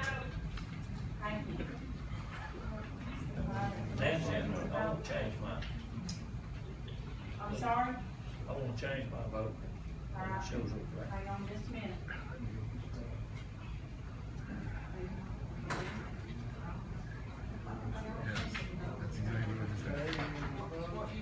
What do you want to come back to? No. Okay. I need Commissioner Bridwell and Commissioner Font. George. This is a vote on the full budget. Yes, sir. Uh-huh. It's a tough decision and it takes critical thought. The vote is 13 yes, 8 no. Resolution passes. Next item on the agenda is It's resolution 2020-08-13, fixing the tax levy, Commissioner Mitch. Mr. Chairman, I so move.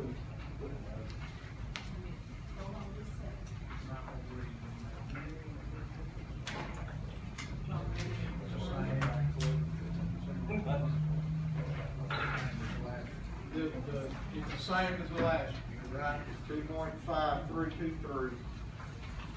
General fund .9116.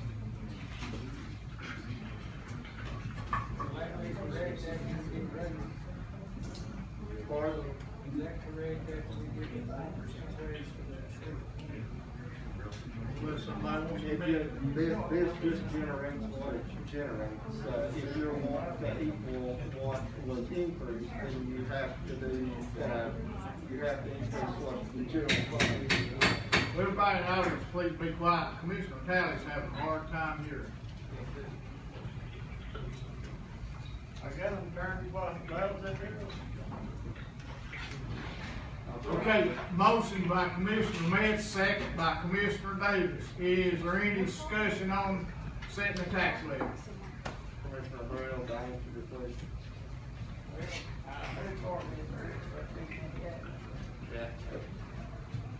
Where we're at in the budget where it currently stands, that is based on the 2.5323.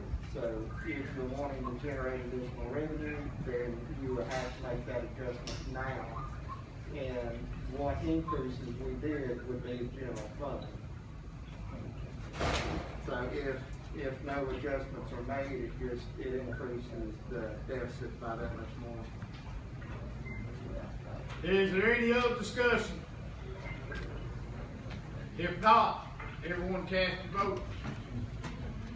Commissioner Housebrook,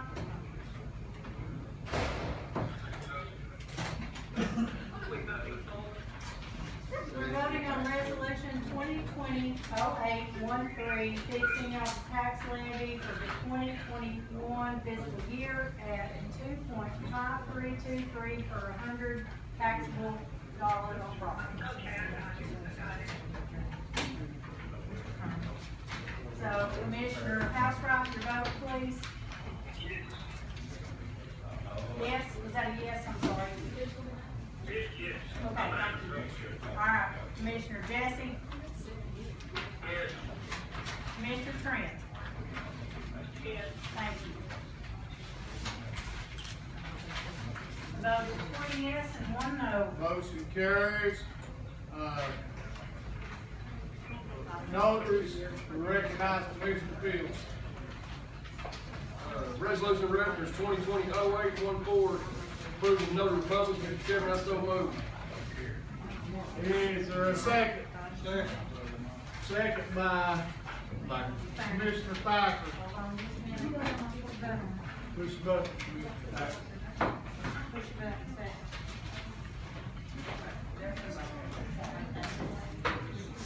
Is there any discussion on the notaries?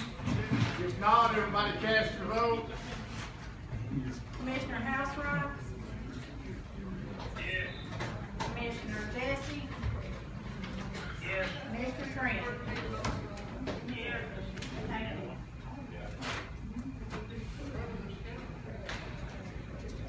Before you adjourn, sir, I just want to 21 thank yes. each one of you. Motion carries.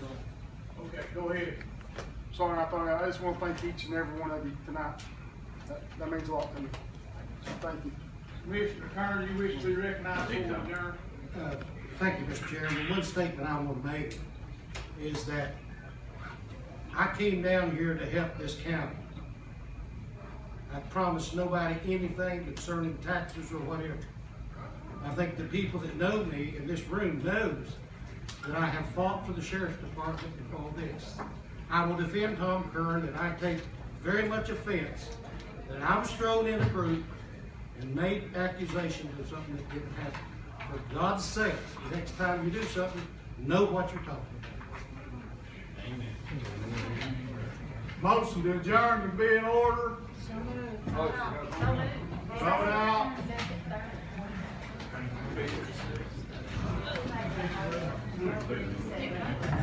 Who made the motion? Who seconded it? Hannah made the motion. Thacker seconded.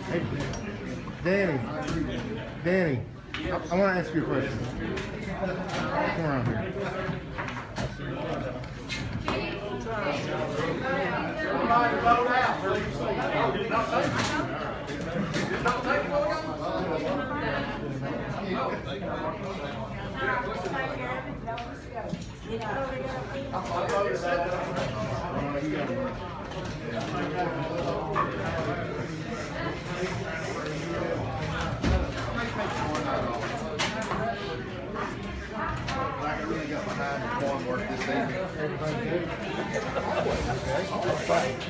Okay, you voted against the budget. Why did you vote against the budget? I mean, you got everything you asked for. You got the sheriff's money, you got the fire department money, you got the rescue squad money, you got the money for the water. Why did you vote against the budget? $12,000 pay raise. The 12, that's, you were gonna can the whole budget over that. Oh, I knew it wouldn't gonna be canned. There was one, it made it by one vote. I just don't understand that. Okay, that's all I wanted to ask.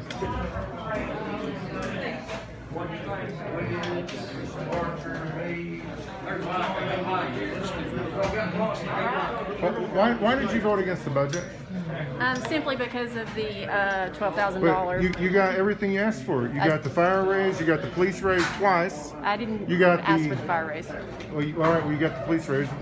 But the only reason you wanted to vote against it was I think it's a very astronomical raise. Do you realize what would have happened if they hadn't passed the budget tonight? We would have started over. Yeah, but the deadline is September 1st, so. Well, I think this is a prime example of why all commissioners should be invited and paid to They attend are the budget, paid to attend the budget hearings. If you'll notice in years prior, when all commissioners were paid and invited to the budget hearings, by the time it got it to the full commission floor, it was pretty much sealed and passed because all of the issues were debated So you then. think that all 21 members should be on the budget committee? I think that what a prior budget chair did was very successful, at least during budget hearings. I don't think we should be there all year long, and definitely shouldn't get paid to be there all year long. But I think that at least during budget hearings, that all commissioners. I was just surprised to see so many votes against the budget after all the stuff that got passed. Well, and that's The why I funding for voted the with water, Terrell. The funding for the fire, the funding for the rescue squad, the funding for the sheriff's office, all that is passed, and you're going to can the whole budget over a $12,000 increase for the budget director. I am. Okay, I just wanted to clarify that.